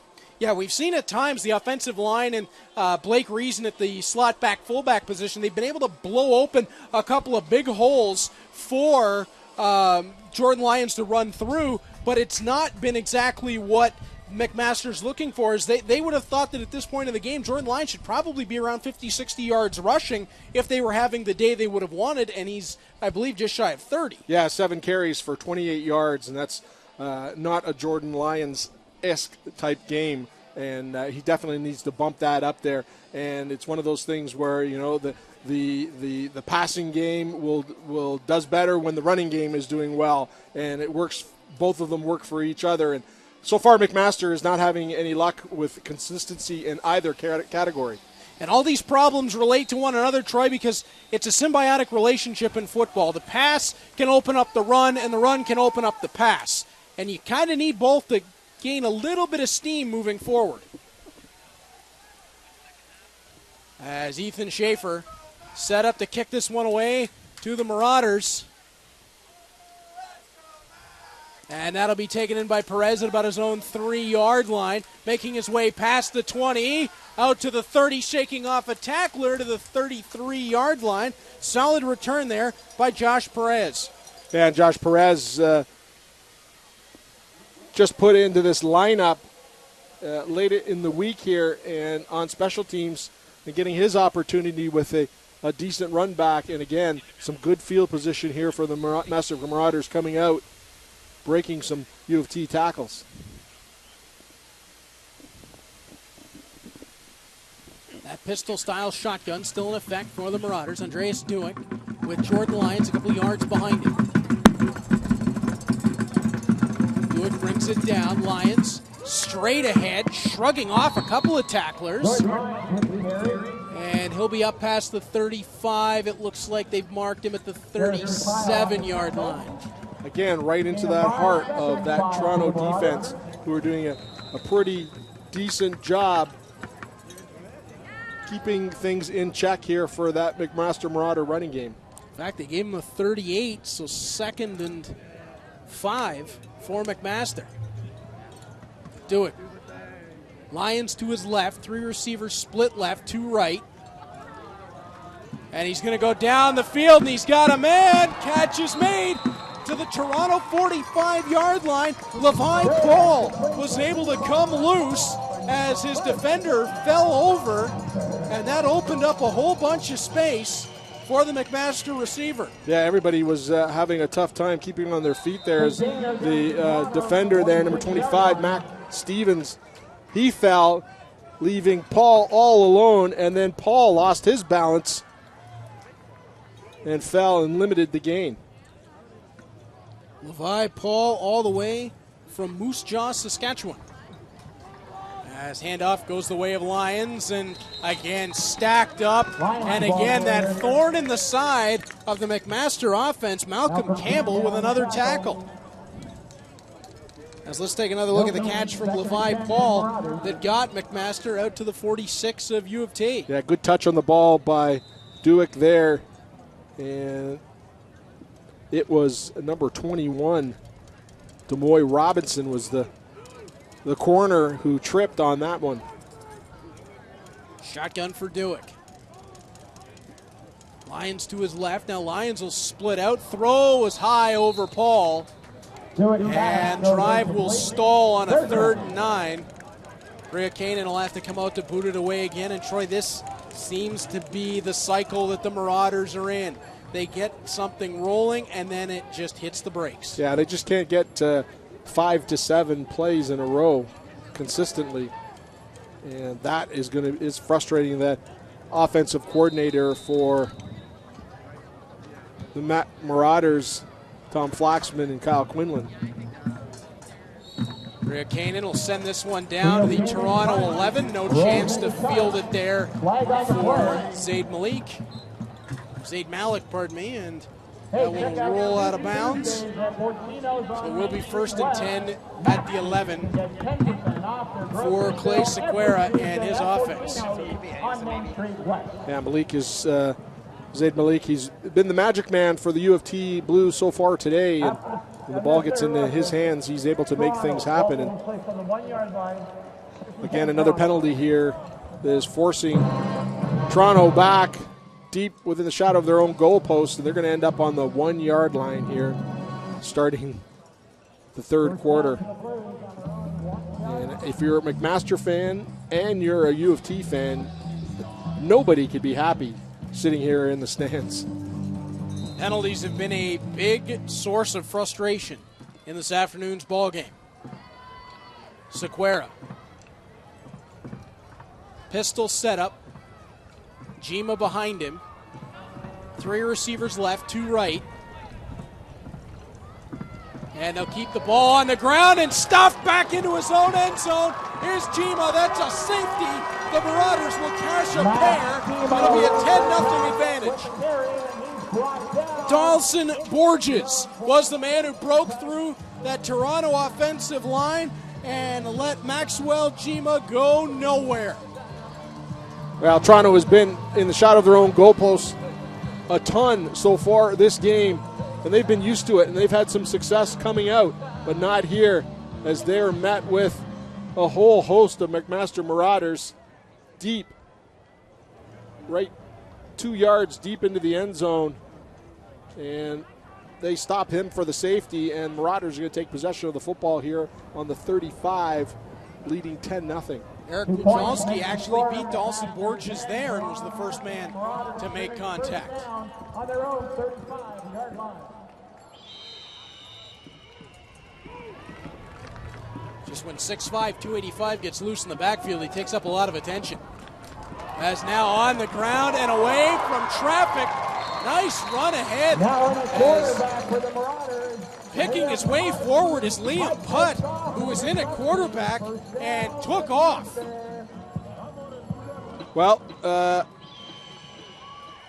Coach Knox choosing to make a change and putting Liam Putt, the transfer from Laurier, in there, and he's bringing a little bit of energy to this offense, making things happen right off the start with a really nice run, and he stays at the helm here. 18-yard gain for Putt.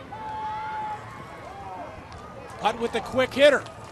And that'll be very near to, if not another first down. Not Liam Putt from Caledonia in at the controls here, and he's making things very easy for himself, just picking apart the short stuff on this Toronto Varsity Blue defense early on here in the 3rd. As that was Noah Griffith with the reception. As Putt very calmly leading this offense. Duick back in there now for the Marauders. As Duick's handoff goes the way of Jordan Lyons, and that will gain the first down. And Troy, we talked about this earlier on. Liam Putt comes in, back-to-back plays, has the Marauders driving down the field, and Coach Knox switches his quarterbacks around. Now, obviously, he's got his finger on the pulse of what's going on down at field level, but from our point of view, that seems like a strange option.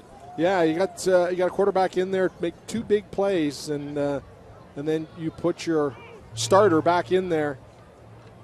Maybe it's to keep that Toronto defense guessing. Jordan Lyons again dragging a tackler with him that time, as Garrison Pyle was on his back, but Lyons will chew up about 3 yards for 2nd and 7. Brought down by.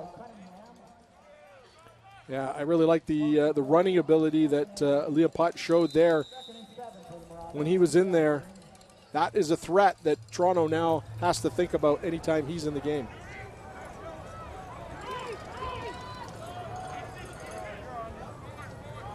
Duick sending 2 receivers left to right. Looks to the left, down the sideline. There's a penalty flag down, and was it caught or intercepted? No, that was caught.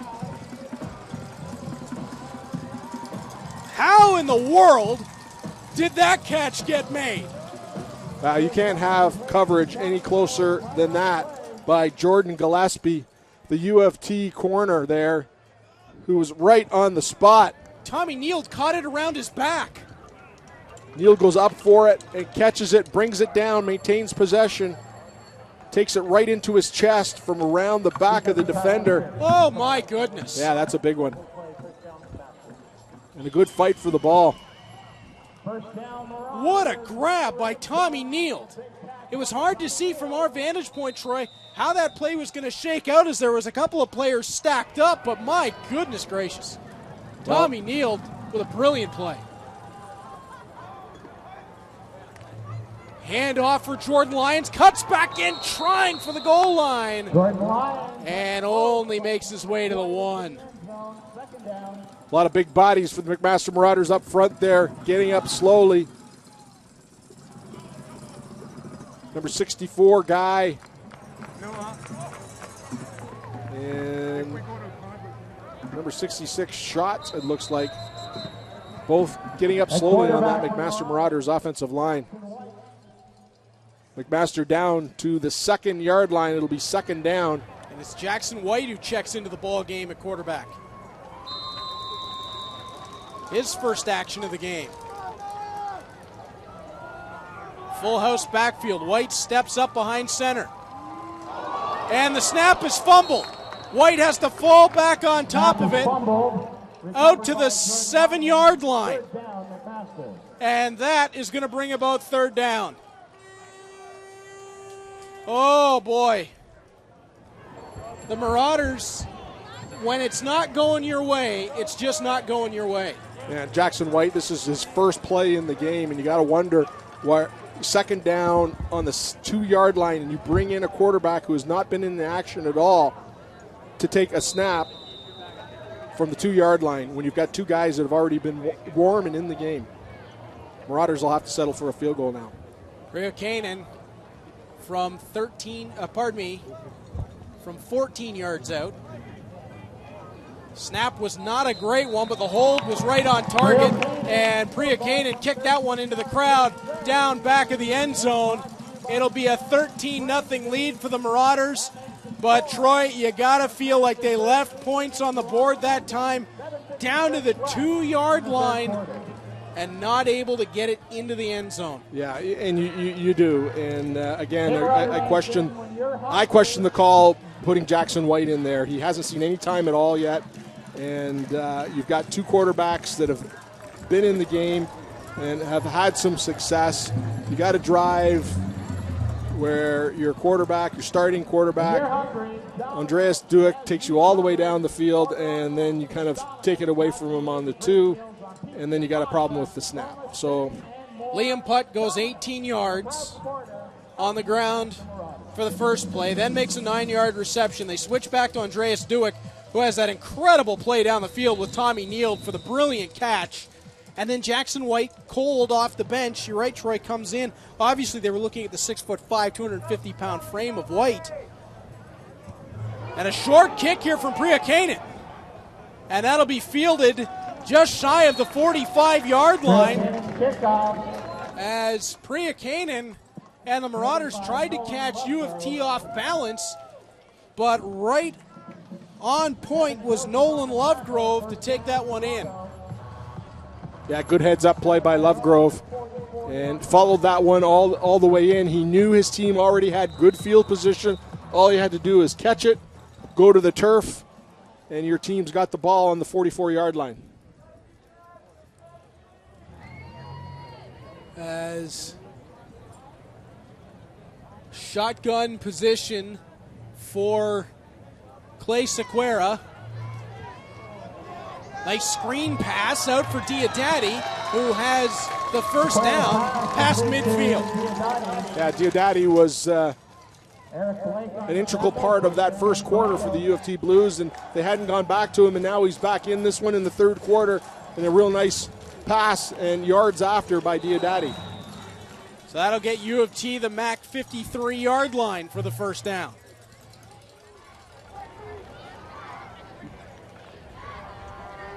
Sequeira.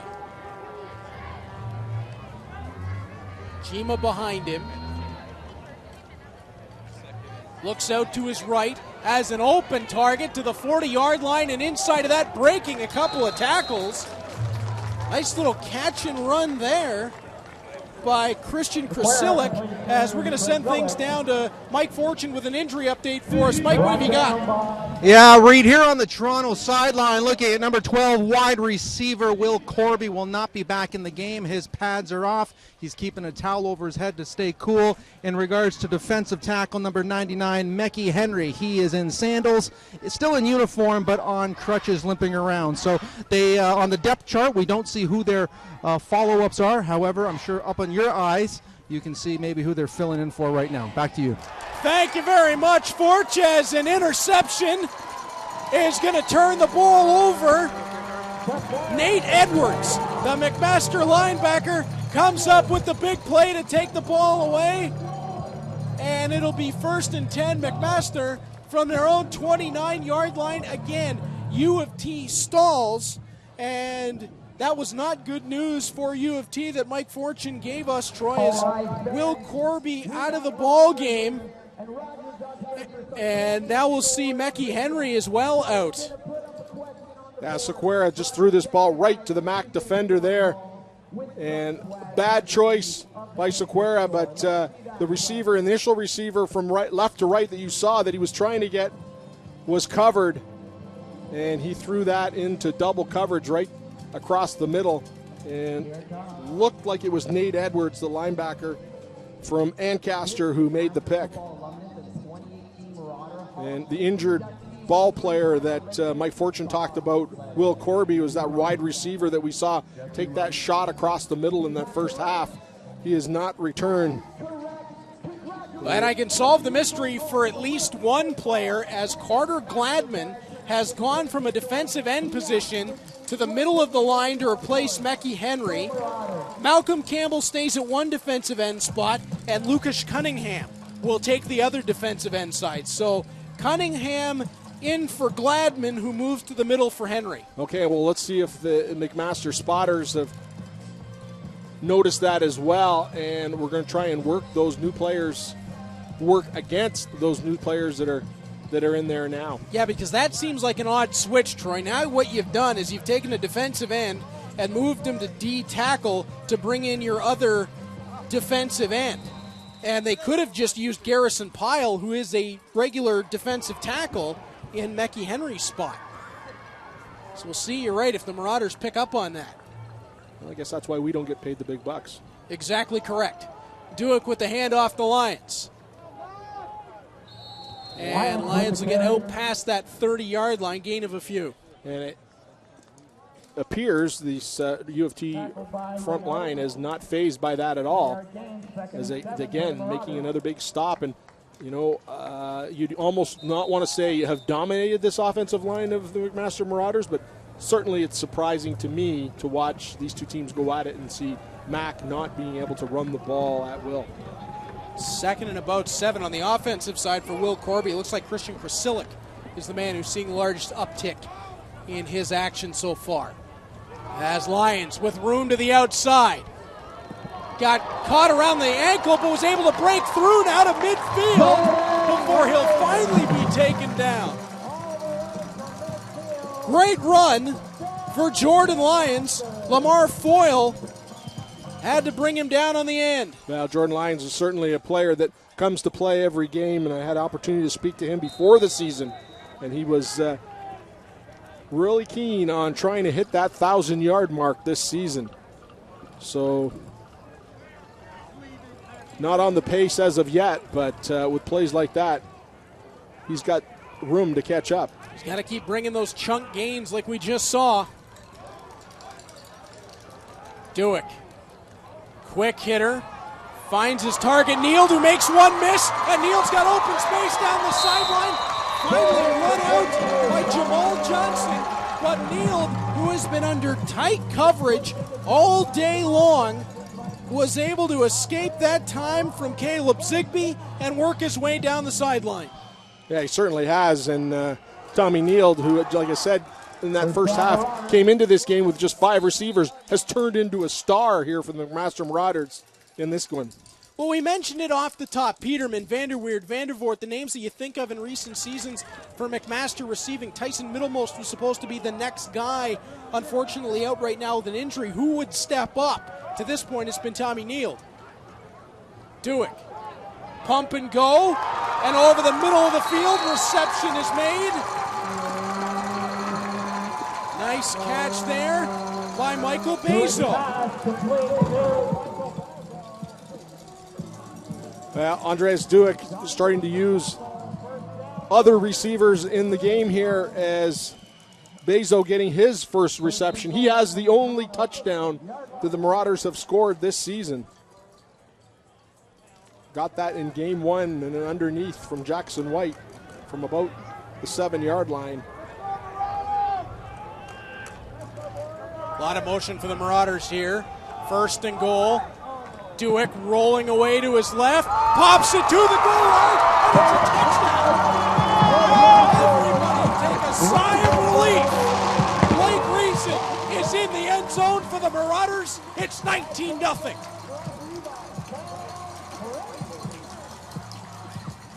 Well, good job here and good recognition by Andres Duas, waiting for Reason to get open, waiting for the play to develop on the rollout, and hits his target, and Reason with good, tough running into the end zone, getting the Marauders on the board with a major here again. See, here's Dewick waiting for him to clear across, and just pops into the end zone. Reason, and the first major of this game for McMaster Marauders, and the first one since game 1 back in August. And Troy, that's got to take some of the pressure off down at the McMaster sideline. Extra point from Priya Kanan is up and good. It's a 20-0 advantage for McMaster. And that sideline's got to be breathing a little bit easier. Okay, we punched one in. Now let's keep this rolling. Yeah, it certainly is. And it's exactly like a hockey player in a high-scoring hockey player who's, can't find his hands, can't buy a goal, and finally getting the monkey off his back, and the Marauders doing that here. Punching one in on a really nice drive by Andreas Dewick and the McMaster Marauders offense. Will Bitton, breakaways, game 1 against Kingston. Yes. As Priya Kanan. I believe my exact call was take the monkey off your back. Yeah. Andreas Dewick, 15 of 22 for 241 yards. And Tommy Neal, like I said, 6 receptions, 101 yards so far in this one. And he's definitely made a mark on this game. Priya Kanan to boot this one away. And it'll be inside the 10-yard line. Malik will take it on the run, breaks a couple of tackles to the 34. And that'll be where he's finally stopped. Last man off the pile that brought the final punch was Hayden Amos. All right, Troy now put the cap on to the other sideline. Toronto's down 30-0. 3 minutes left in the third quarter. You're not out of this ball game, and you've played neck and neck with Mac to this point. You've got to find a way back in. Yeah, Clay Sequeira's got to use his receivers. Got to use everybody on the field all the way. He's got quads left here to this boundary side. Lots of space. Just a quick one across the middle. Diodati will take it to the 45-yard line, trying to shake a tackle, and the finish will come from over the top as Ben Cross will knock him down. So Mac is going to give you that now, that underneath stuff, in behind linebackers, in front of DBs. So just take it and move all the way down the field with it. Sequeira trying to keep this offense moving quickly. Gemma in the backfield, slides out to the left. Nice play action. Diodati will take it out of the backfield, across the 50. Just shy of the midfield stripe is Diodati out at the 54-yard line.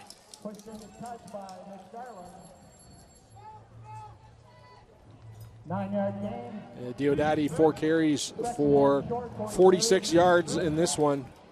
He's been an integral part of that offense for Toronto. And again, Toronto going quick here. Second and looks to be just over 1 here, trying to catch McMaster off guard. Connor Ennis in a quarterback for the Varsity Blues. He'll drive his way ahead, and that will be the first down for the University of Toronto as they'll get out to that 54-yard line of McMaster. First opportunity for Connor Ennis to get in the game from Washington, D.C. 2 years at Washington State and then transferred this year to the University of Toronto. And has not seen any time yet, but video that I've seen on him, he's got quite the arm. And that's quite the travel from Washington, D.C. to Washington State all the way back to Toronto. As that ball looked like through the hands of the intended target, Nolan Lovegrove. He had a defender on his back try, but those are the mistakes Toronto can't make now after they've spotted McMaster the 20-point lead. Yeah, Mac's taking a linebacker out. They got an extra DB there in there now, and they're just rushing 3. And they got to take advantage of what McMaster's giving them here underneath. Sequeira backing up. Again, that pistol-style shotgun with the running back behind. Now Diodati, who's in that position, will slip out. And straight ahead goes Sequeira.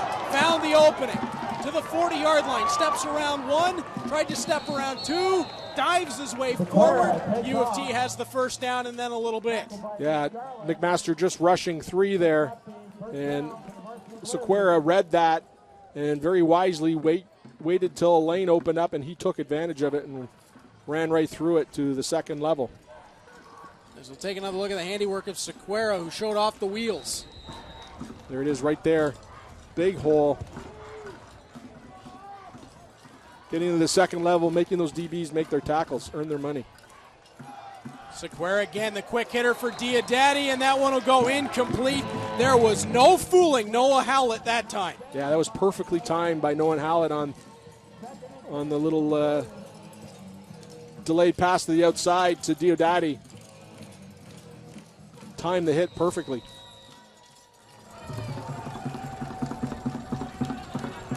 Clay Sequeira in the shotgun. And again, they'll go with that pistol style with Gemma directly behind him. Now Gemma slides out to the left. Short play action. Diodati has the ball again.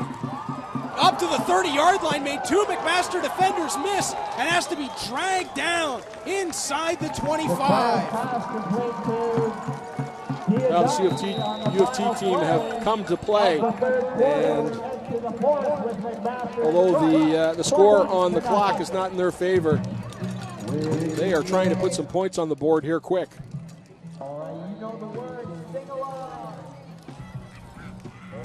Again, the little screen out to Diodati. He's really worked that well and wouldn't let the Marauders take him down and just kept bouncing off of players for the big first down. as we will be back here on OUA Football on Cable 14 with McMaster up 20-0 right after this.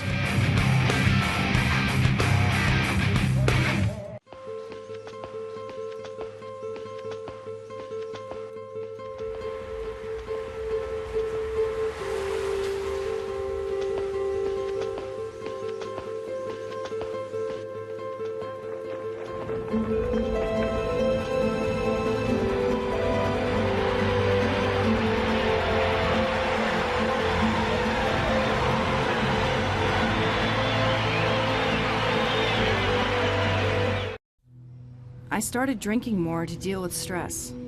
Without my realizing it, alcohol took over my life. Finding the courage to go to that first meeting of Alcoholics Anonymous was the best thing I've done. I got help from people who know what I've been through. Now I have hope. Alcoholics Anonymous. If alcohol is causing problems in your life, look for us. You can find us in the phone book or on the web at aa.org. Welcome back to OUA Football here on Cable 14 as we start the fourth quarter.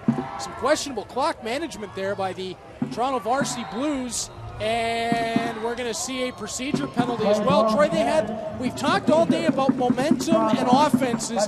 They had momentum driving down the field. After Diodati's catch and run, they let the third quarter expire, switch ends of the field, take the minute break, and coming out of it, they take a penalty immediately. Yeah, that's just concentration and preparation, and you have all kinds of time coming back the other side of the field. You've got to be ready to call that play, and as soon as they whistle it in, they should have been ready. So 1st and 15 now, as Sequeira pulls his receivers back. Well, they'll try again in motion. The delayed handoff to Gemma, and that went nowhere. Maxwell Gema had no chance. He got swallowed up by that McMaster defensive line immediately, and you can read off the names that were in there. Klughart, Borges, Lyons, they were all involved. Enoch Penny-Larea was in there as well, all four of them, as that was pretty much a jailbreak. Yeah, Mitch Lyons, the former Okanagan Sun CJFL player from Saskatoon, and there's quite a few CJFL players on this McMaster Marauders, and because they lost so many guys to graduation, it was nice to have them, some guys with experience. Sequeira in trouble, has to scramble his way, picks up a couple of blocks, trying to find a receiver, and that's going to be out of bounds. And Toronto is going to be forced to at least try for a field goal. And Troy, it's exactly what we talked about. They let that third quarter run out. They switched ends of the field. Immediately, their momentum stopped. They take a penalty, and they take themselves out of a chance to put 6 on the board. Yeah, good legs there by Sequeira, getting to the sidelines because he had a pile of Marauders in pursuit. Schaefer will have this one from 35 yards out on the left hash. And the ball not set properly. Center is being warned for moving the ball. That is one warning for both teams. I didn't quite catch that from Kevin Mickelborough. Might have been an issue with the clock, as now everything appears to be set properly.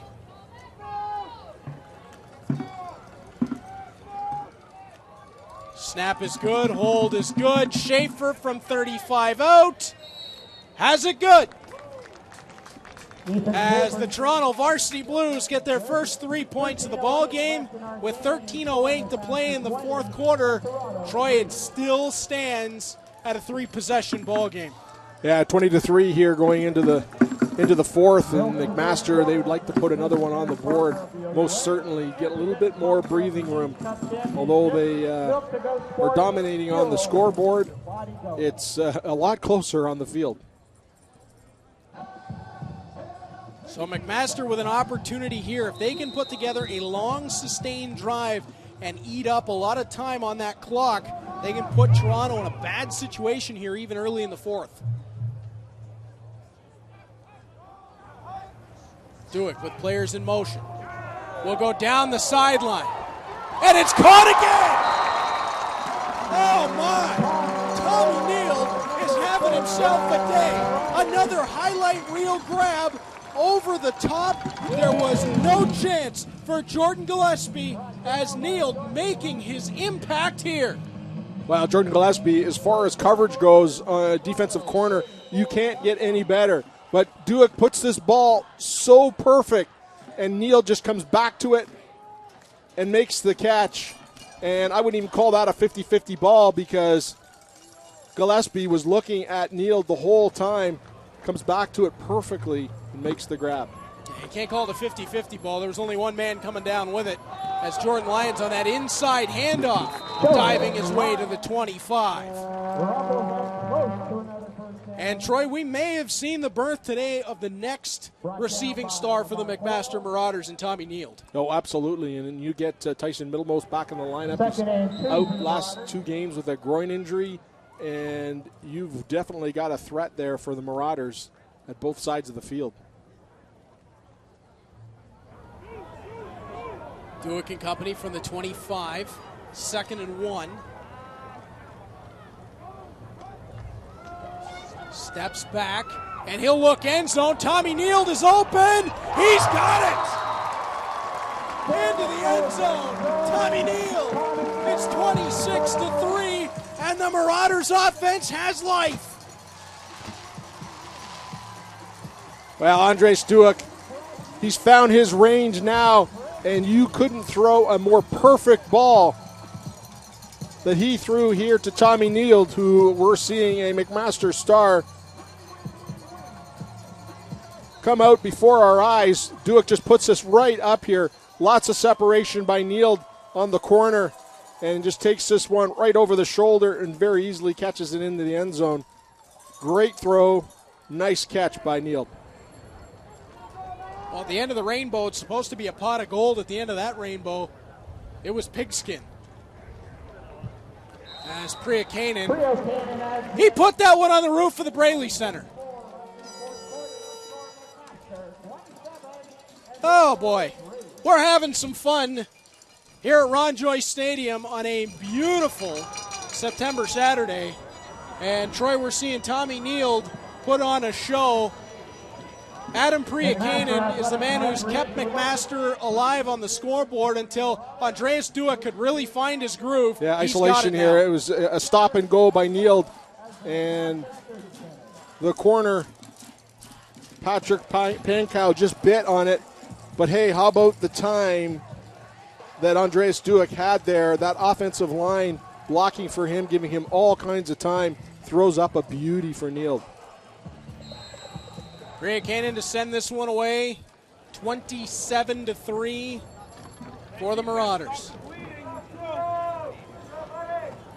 Benzie, Grant, Croucher, Schultz, Guy up front for that McMaster Marauder offense. All kinds of time.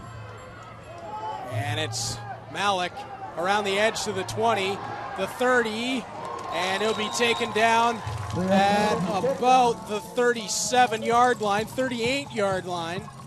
And that is where the U of T Varsity Blues will take over. And Troy, again, this is boggling my mind that Zaid Malik has not been given more reign on offense.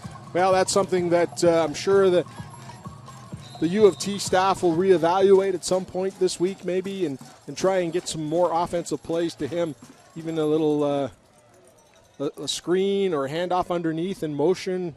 Got to get the ball in that guy's hands. He's to make things happen. Clay Sequeira clears everybody out of that backfield. And pass just not able to be handled in by Diodati. Yeah, Diodati able to get a hand on it, but couldn't bring it in as he was under the watchful eye of Ben Cross, the 5'11", 190 cornerback. Right there, chasing Diodati down. So 2nd and 10 for the Varsity Blues, just under 11 minutes to play in the fourth quarter, and McMaster has opened this one up.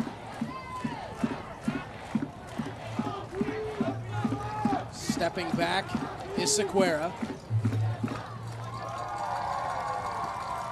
Handoff goes the way of Williams to the outside, past the 40, the 45. He's got about the 46-yard line, maybe the 47, depending on spot, which will be near the first down.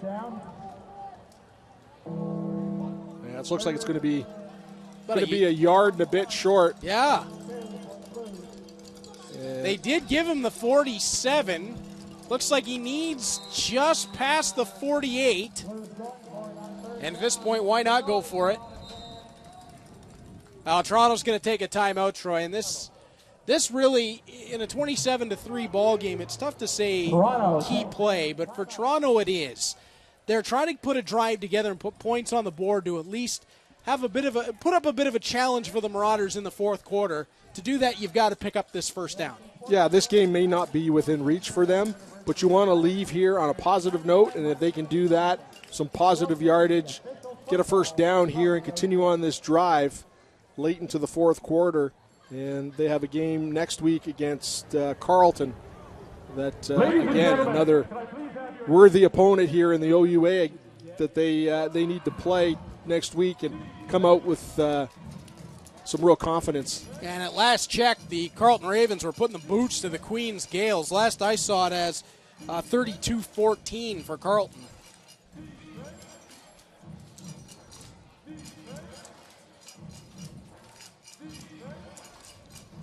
The amazing thing is the Guelph Griffins and Windsor Lancers got to halftime in a 2-0 ball game.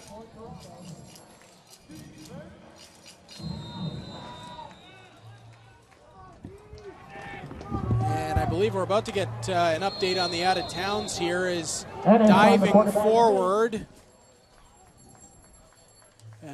We just got the update on the out-of-towns as Toronto does get their first down on that 3rd and 1. Carleton still up on Queens 33-21 as Queens trying to mount a comeback. Wilfrid Laurier has taken a 29-20 lead on Waterloo as that game had gone back and forth at times. And now the points have come in the Guelph-Windsor game. It was 2-0 Guelph at the half, now 26-20 Guelph in the fourth quarter. Western all over York 61-3. As Sequeira looking downfield. He's got a target. And the ball will be knocked away. Was looking deep for Wasey Shell, but in tight coverage there was Nolan Putt. Yeah, Nolan Putt and Lucas Bill come underneath from the free safety position, and he bracketed the receiver there, and he didn't have a chance. Both those guys there, and that ball hung up for a while. Good job by the MAC defenders. Both of them turn on the ball.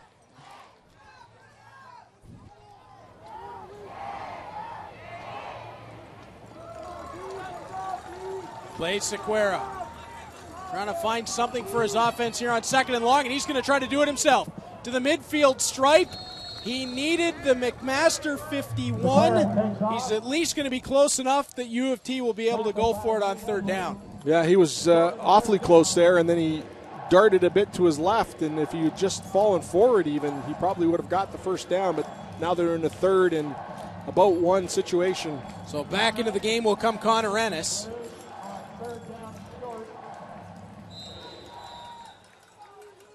They'll clear 5 receivers out, and it'll be a hat on a hat in the middle of the field. Oh, Ennis going for the screen, and McMaster was not fooled. There was all kinds of traffic in the backfield, or I should say out to the side of the field, and Troy in the backfield where Connor Ennis was, everybody went hat on hat. If he had darted out to either end, he would have had the yard.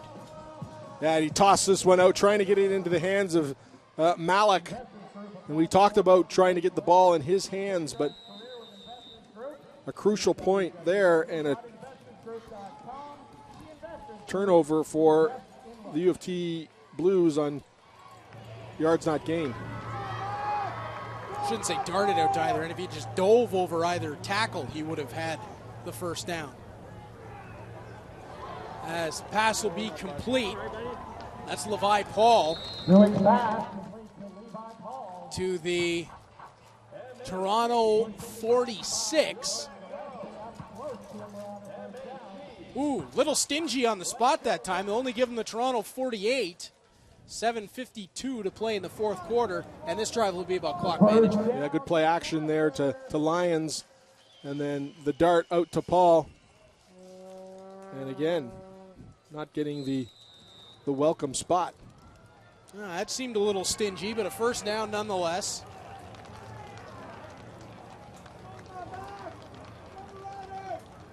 Dewitt clearing out his receivers. Reason came underneath, and the ball be thrown downfield, and incomplete. Looked like crossed signals there, as the man with the best shot on the ball was Jordan Gillespie, the defensive back for U of T. Yeah, again, all kinds of time for Andreas Dewitt as he just sits back there and picks a receiver. That offensive line gave him a lot of time, a lot of protection, and looking right at the receiver coming across. Just overthrown him.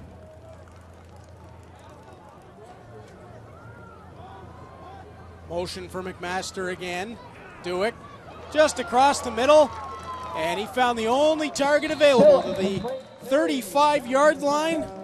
Xander Tuchinski. There was no question about that one. That'll be another McMaster first down, as he was all by himself. Yeah, Xander Tuchinski, another one of those CJFL guys, Winnipeg Rifles. He recognizes that U of T are in a zone, and he just slips right into a nice little open spot on that zone, and Dewitt finds him. So Dewitt with 4 players stacked up in the backfield. 2 split out. Lyons and Reason stay in. Lyons gets the football, and he's met by Malcolm Campbell, who, Troy, even in a tough afternoon for the Toronto Varsity Blues, has had himself a heck of a day. Yeah, he sure has. On the defensive side of the ball, made some big tackles for them.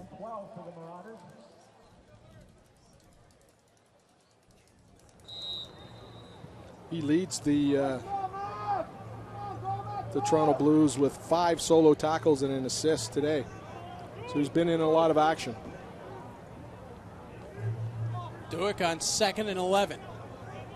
Clears Lyons out. Reason comes back in as a blocker. And he goes down for the end zone. Tommy Neal again. And he's got it again. Tommy Neal, a pair of touchdowns in the ball game.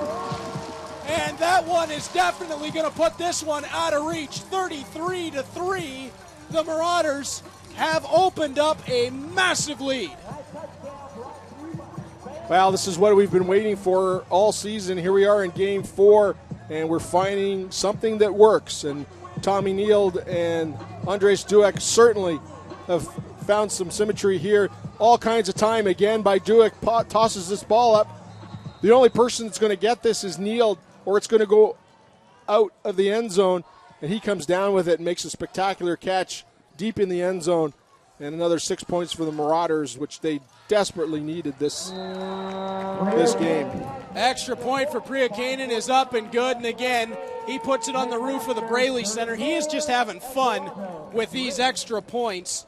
5:49 left to play in the fourth quarter, and it is all McMaster at this point. And Troy, we've been talking about him a lot, but Tommy Neal, the second-year student here at McMaster, is having himself a breakout party. Yeah, Tommy Neal doing a great job getting some space between he and the corner. And that is a star in the making today that we've witnessed. And just doing a great job, Tommy Neal. So McMaster has solved a lot of the offensive woes, at least today. 34-3 after the Priakainen extra point. Thank you, Guelph, Ontario, for Tommy Neal. That's right.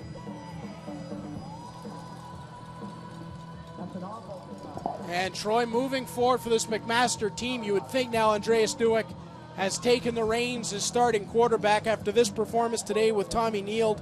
We mentioned it earlier that Tyson Middlemost is expected back, and you said it earlier, that gives McMaster a pretty frightening 1-2 on either side of the field. Yeah, absolutely, and especially what Dewitt and Neal have got going here in this game, and that's what they needed. It was timely because they need some confidence going into next week's game against Laurier, because it's a totally different opponent.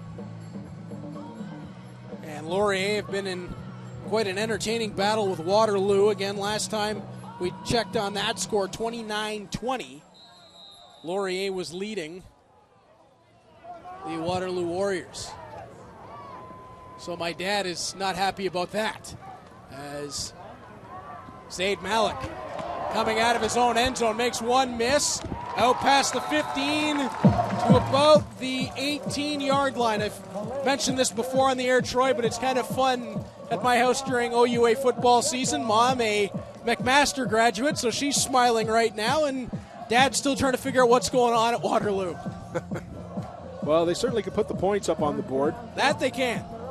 And they're coming. They're coming around. Well, you got to give a lot of credit to Waterloo after what they went through some years ago to rebuild that program to be where they are now, which is back to being a competitive ball team.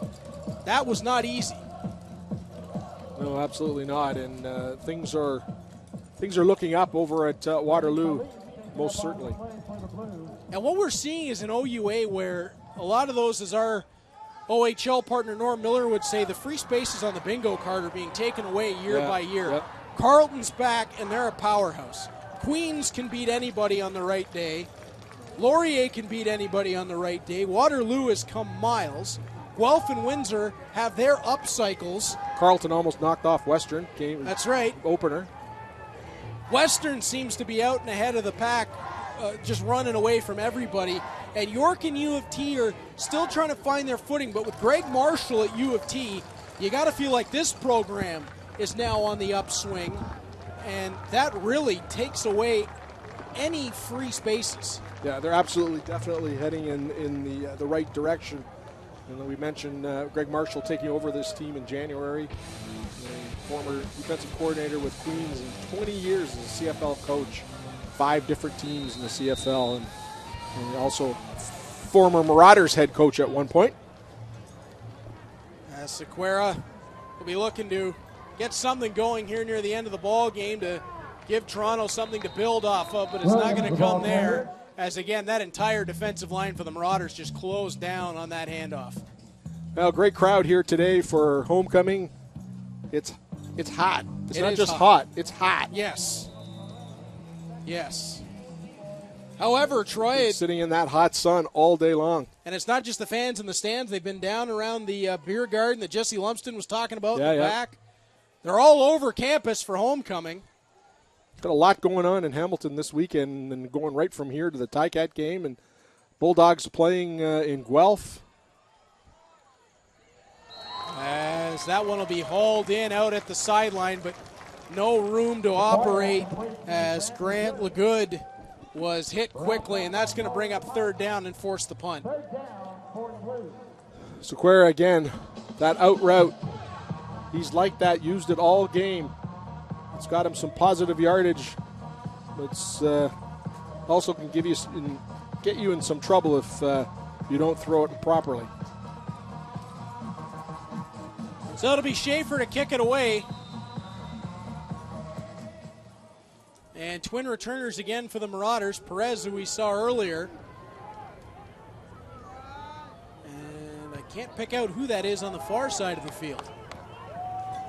Ball will bounce down. And that was actually Tavian Shand, who was in that twin return formation. We saw Shand a little bit earlier, but his usage has been somewhat limited as the game went on.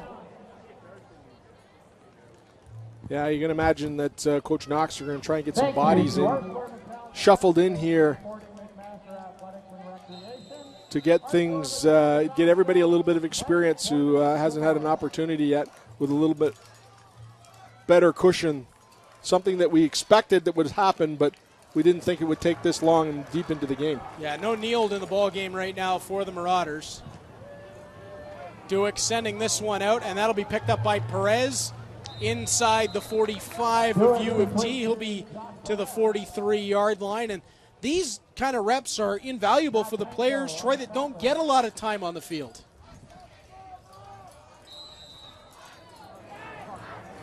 As they'll get a lot of experience gained in these situations. And you see it more in the American system where, you know, in a week where Alabama is playing Mercer, that Alabama will get their second and third string receivers in, and we're going to see that here with the Marauders. as Duick with the handoff underneath, and whoa, big collision there as Tavian Shand went bucket to bucket with Lamar Foyle. Yeah, 5'7", 170 pounds, and I think he chose to be the hammer there rather than the nail. And make sure dishing out some punishment. Make sure the chin strap's buckled up before you try that one. Let's take another look at that one. Oh, no fear there at all. He just welcomed that one. That's some football. So Tavian Shand showing, hey, I want to be involved in this offense too. Again, Malcolm Campbell making the tackle there. He's been involved a lot today for this U of T Blues team. And in case you're wondering, Troy, Mom is watching and she says to say hi. Mom. Hi, Mom. As Lucas Cunningham is the man down on the field for the U of T Varsity Blues. She's probably got the maroon eye black on and the whole thing going right now for her Marauders. As Cunningham back up to his feet, and he will make his way off under his own power, guided by the training staff. But that's good to see anytime a player can pop up to his feet. But with Cunningham out, Troy, this U of T defensive line is down significantly as they're essentially down to 4 players. Yeah, their numbers weren't great coming in here as Priocanning is trying a 48-yard field goal. 48 yards. Priocannin's up, and he's good again. Priocannin from 48, make it 37-3. And that was with much to spare. You run out of ways to describe what Priocannin can do. He's going to be a CFL player. Yeah, I was down on the field during training camp a few weeks back, and I was talking to Rob Underhill down there. We talked about a number of things, and we got to Priocannin, and he just said to me, he goes, oh, he'll play pro. He'll play in the CFL. Yeah, I can't disagree with that, as we're going to take a look at some of Tommy Neal's highlights from the second half and essentially show you why McMaster is as far up as they are in this ball game. And Troy, he has put on a show. Yeah, a little hand fighting there, coming down with just a miraculous catch by Tommy Neal. And these beauties here from Andres Duick to Neal, and almost effortlessly on that one. 9 receptions, 198 yards with 2 touchdowns, 2 spectacular touchdowns. That was the nicest one of them all right there at the end. So you see the problems that McMaster and Toronto have had in a pack we call Marauders Blues. That's clever. As you take a look offensively this season, Troy, and the numbers just have not been there to this day for McMaster. Today they begin to turn that around. Yeah, Toronto's for sure. Still looking for answers. Yeah, you're looking right there. Waterloo with 14 touchdowns at the point at the beginning of the game, and Mac coming in with just 1, but that red zone percentage of 13%, you just can't have that, and they've certainly increased that today. Varsity Blues with the ball. We're past the 3-minute warning here in the fourth quarter. Sequeira will get rid of it, and oh, what timing for Mitch Garland! He actually lost his balance and then popped up right as the ball carrier was coming towards him. Michael Lehman never had a chance. Yeah, that's why you do all those drills. In practice, he popped right up to his feet, got in the play, made the tackle. It's like perfect timing. Right there. Timed it perfectly. No further gain, no yak yards for the Blues. And in fact, a loss of 2 as Sequeira's got to get rid of the ball quickly. And Greg Marshall's incensed. He wanted a receiver interference call there, and he's not getting it from the officials. That's going to bring up a 3rd and long, and this is a tough situation for Toronto, Troy, because as you mentioned earlier, they didn't come in deep on the defensive end, but as McMaster's about to get the ball back, Toronto's only got 4 defensive linemen left standing. Malcolm Campbell, Jackson Meyer, Garrison Pyle, and Carter Gladman. Yeah, I don't know the significance of their injuries, but they may be in a little bit of trouble. I'm going to move some bodies around next week for that Carleton game.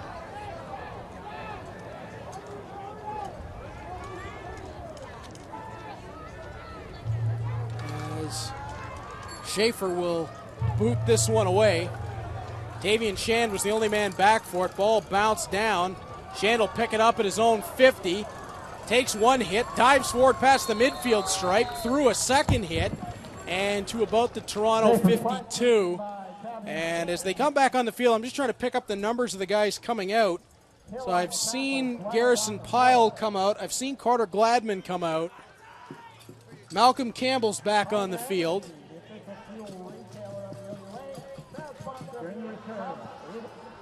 And we'll have to wait and see who that third man is.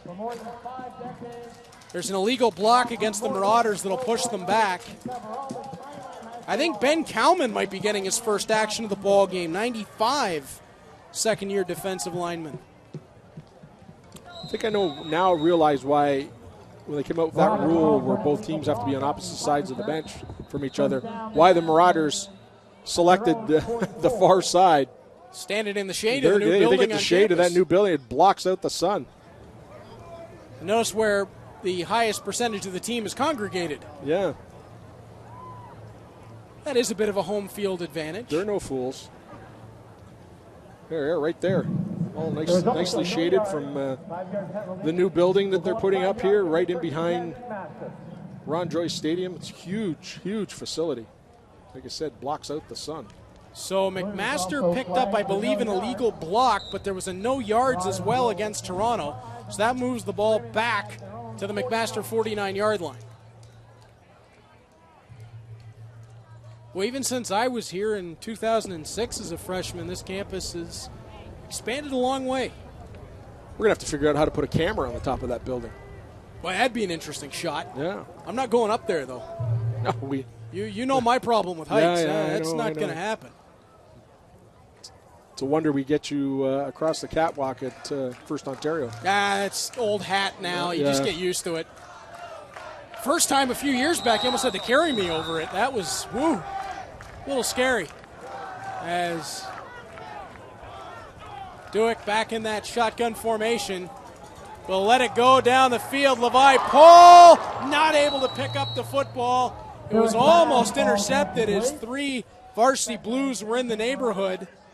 Yeah, Jamal Johnson and I believe it was Patrick Pankow really made up some yardage there on that one and got back quick and made contact with the receiver from Mac just as he was going to catch the ball. Stripped it. All they got to do is get first downs, run the clock out. Levi Paul, I believe. Indeed it was. As Andreas Duick has Shand to his right. He'll go downfield with it again. Looking for Josh Perez, and that one will sail incomplete. That'll bring the kicking unit back on as Priokainen will be asked to send it away at least once more. So it's an opportunity here for the offensive coordinators of the McMaster Marauders and Coach Knox to see a couple players, Levi Paul and Josh Perez. See them running under some balls from Andreas Duick. Levi Paul has had a couple of moments in this game where he looks like he could really be a great find, the freshman receiver. From Moose Jaws, Saskatchewan. Great punt again from Priokainen inside the 15-yard line. A couple of neat moves from Diodati to get himself out of danger and up to the 30. So there's some guys on this U of T team to build around Troy that have had solid efforts in today's game. And you look at a Daniel Diodati, you look at a Malcolm Campbell on defense. He's had a couple of balls caught over him, but Caleb Zigbee, tight coverage. Jordan Gillespie's had his moments. Jamal Johnson's had his moments. First down. Yeah, there's one name there you named, Zigbee, who's been beat for a couple of big plays, but the coverage has been phenomenal. But Andres Duick has just put the ball just in perfect location. And some great catches by MAC receivers today. Has put his yardage way up. 20 for 28, 362 yards for Dueck. So definitely the type of game that he needs and wants for his confidence. Wasey Shell was the injured Toronto Varsity Blue. And it looks like it was just a pile-up as everybody was trying to pick up a block.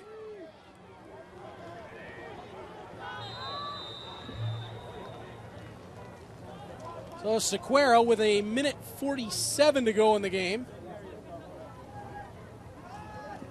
Looking down the middle of the field, overthrew his target, Diodati. It went through the hands of Noah Hallett and then fell dead just in front of Nanaya Serbe, who were both hanging out in that back middle of the field.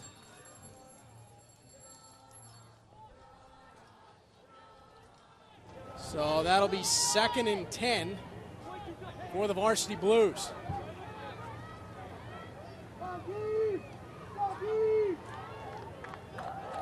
Sequeira handing it off to the inside, bouncing off of a couple of tackles. Nice run out past the 35-yard line as Adam Williams was refusing to be taken down. But not exactly close to a first down as Toronto still needing about 8. And that is going to bring about the punt as Williams probably ran about 15, 18 yards to gain 2. Yeah, but I like the way they haven't given up here in this one. And UFT, they want to, like I say, go into this next game against Carleton on a positive note. And back to receive again will be Perez and Shand, as Schaefer didn't get everything he wanted behind that one. Bounced to the 45, and Shand with some room to run, and then took a pretty good pop on his way down the field from Jordan Sidsworth. Minute 14 left to play, and if my knowledge of the clock is correct, Troy, the Marauders need about 1 first down to be able to kill this one out. Yeah, I like what I'm seeing here. You know, guys who haven't had an opportunity to get into the game are coming in and showing the coaches that they belong and knowing that they've got some guys there they can depend on when they need them. Andreas Dueck, full house in the backfield.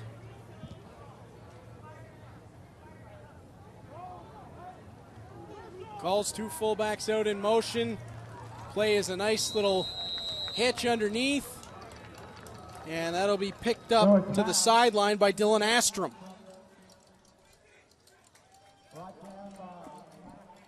No relation that we know of to former Colorado Rockies goaltender Hardy Astrom. Why did I know you were going to go there? Somewhere Don Cherry just cringed. Yeah. Just on the name as the 45-yard line. We don't have time to explain that whole story. Google it. But it is rather funny. And worth Googling. It is definitely worth Googling. The 45-yard line is 2nd and 5 for the Marauders with the clock ticking down. And Dueck's going to go down the field. He's got a receiver open, but he couldn't keep the feet inbounds. Targeting Xander Tuchinski, but Tuchinski in trying to grab the ball and keep his feet wound up, essentially tripping himself up and landing out of bounds. So minute 1 left to play in the 4th quarter. Yeah, Tuchinski real close to the sidelines there, and that ball just carried him out. Hovered up there for a long time. And Troy, how about this one? It's going to be Priya Kanan from 52.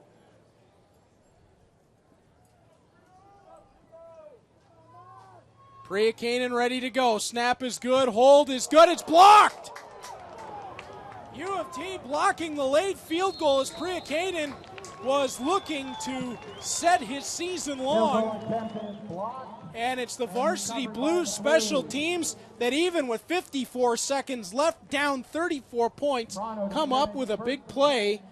And Troy, that's all heart from the U of T special teams. Yeah, sure is here. And it's that's another thing Coach Marshall likes to see. Who's going to give up when we're down? And certainly number 4, Malcolm Campbell, who's been the story for the Blues on defense, is not one of those guys. No, he's right in it till the end. As Clay Sequeira and company will have one more kick at it here late. Ball is caught just past the midfield stripe. And that one held on to by Nolan Lovegrove. First down, 47.6 to go. Clock will start once play is whistled in.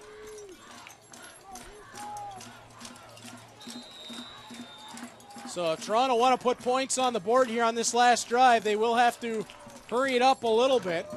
As Sequeira, again, going for the quick hitter. Diodati's got it. Stays in bounds to the 39-yard line. Tackled by Dan Porter. Again, a little stingy on the spot here. They only gave him the 40.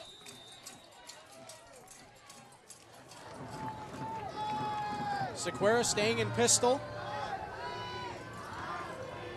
Again looking, now he's going to take off himself. Trying to make a couple miss to the outside. Trying to get around Garland, who strings him out wide. And Sequeira will step out of bounds just in front of Shamar Allen Barnum. Yeah, he certainly has shown us today that he's got some speed, this quarterback from Quebec. Can make things happen just using his legs. And a real positive influence on this U of T program. From Pierrefonds, Quebec. 14.7 left as Sequeira calling his receivers into motion. Quick hitter again to Lovegrove, who turns back. Has some room to the 15-yard line. 7.6 seconds to go. So Toronto, potential for a couple shots at the end zone.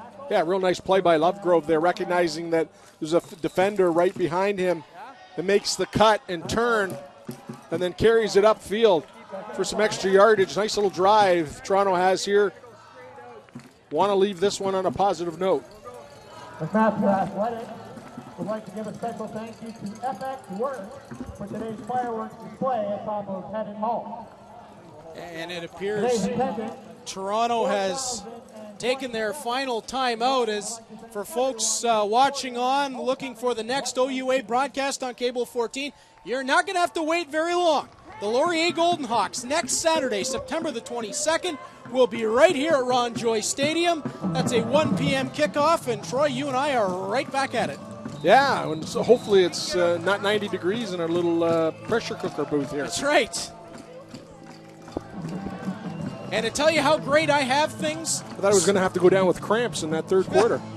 Next Saturday, actually my wife's birthday, and she said, no, go do the game first, we'll do dinner after. So I owe her. She's very understanding. As Sequeira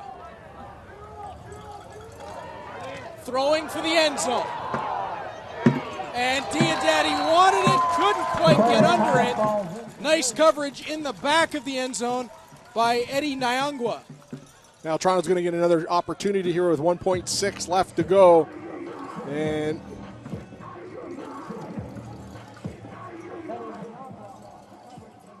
they are obviously going to go for the end zone again. Mac, the nickel package out there.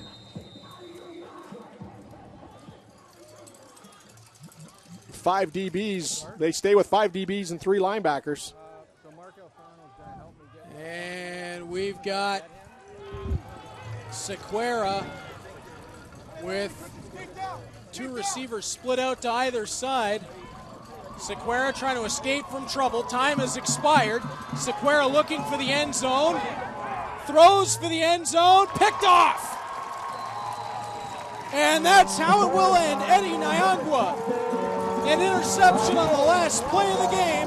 McMaster takes their homecoming matchup with the Toronto Varsity Blues by a 37-3 final score. Troy, the Marauders really showed us something today on the offensive side of the ball. Yeah, two different games, that first half and then that fourth quarter for the McMaster Marauders. That was the way they needed to come out in that fourth quarter and put some points on the board, get a little more confidence. They got a big game next week against Laurier, so they want to be able to get that offense going at a high level, and they certainly did that. Yeah, we talked about a potential bounce back today against the University of Toronto Varsity Blues, and that is what the Marauders got. And Troy, off the top, we mentioned it had to come at a big time. It certainly did, as we'll throw things downstairs to Mike Fortune, standing by with McMaster's Tommy Neild. Hey, thanks a lot, Reed. Tommy Neild, I know you want to get out there and celebrate, but what a game that was. Monkey off the back, points up on the board. How are you feeling right now, my man? It feels great. Finally, we're able to score some points as an offense, and hopefully we can keep it rolling into next week. What's some chatter on the bench between you and Dueck going into that second half? Just like you said, get the monkey off our back. As an offense, we just knew we had to put up points, so we came out flying in the second half. Coming out flying like that, now you can start to get ready for Carleton. Enjoy this one and homecoming. Thank you very much. Thank you very much. All right, there you see Tommy Neild. Had a heck of a game. A little presentation will be taking place on the field right now. In the meantime, Troy Reed, back up to you for some final thoughts. Thank you very much, Mike. And Troy, this was a big victory for this McMaster Marauders team to be able to get the monkey off the back on offense and to come through with a couple of touchdown catches for Tommy Neild.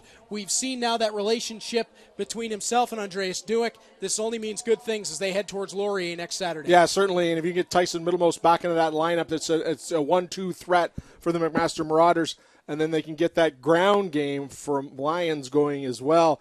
I thought the offensive line did a really nice job giving Dueck all kinds of time. Actually, Dueck and Putt, when they were in there, all kinds of time and letting them do their things. Well, a raucous crowd today here at McMaster, and they saw the Marauders' best performance of the season. Our thanks to our host, Mike Fortune, to my broadcast partner, Troy Islikar, and to all the volunteers who made this broadcast possible. For the OUA on Cable 14, I'm Reed Duthie. We'll see you next Saturday when McMaster hosts Laurier.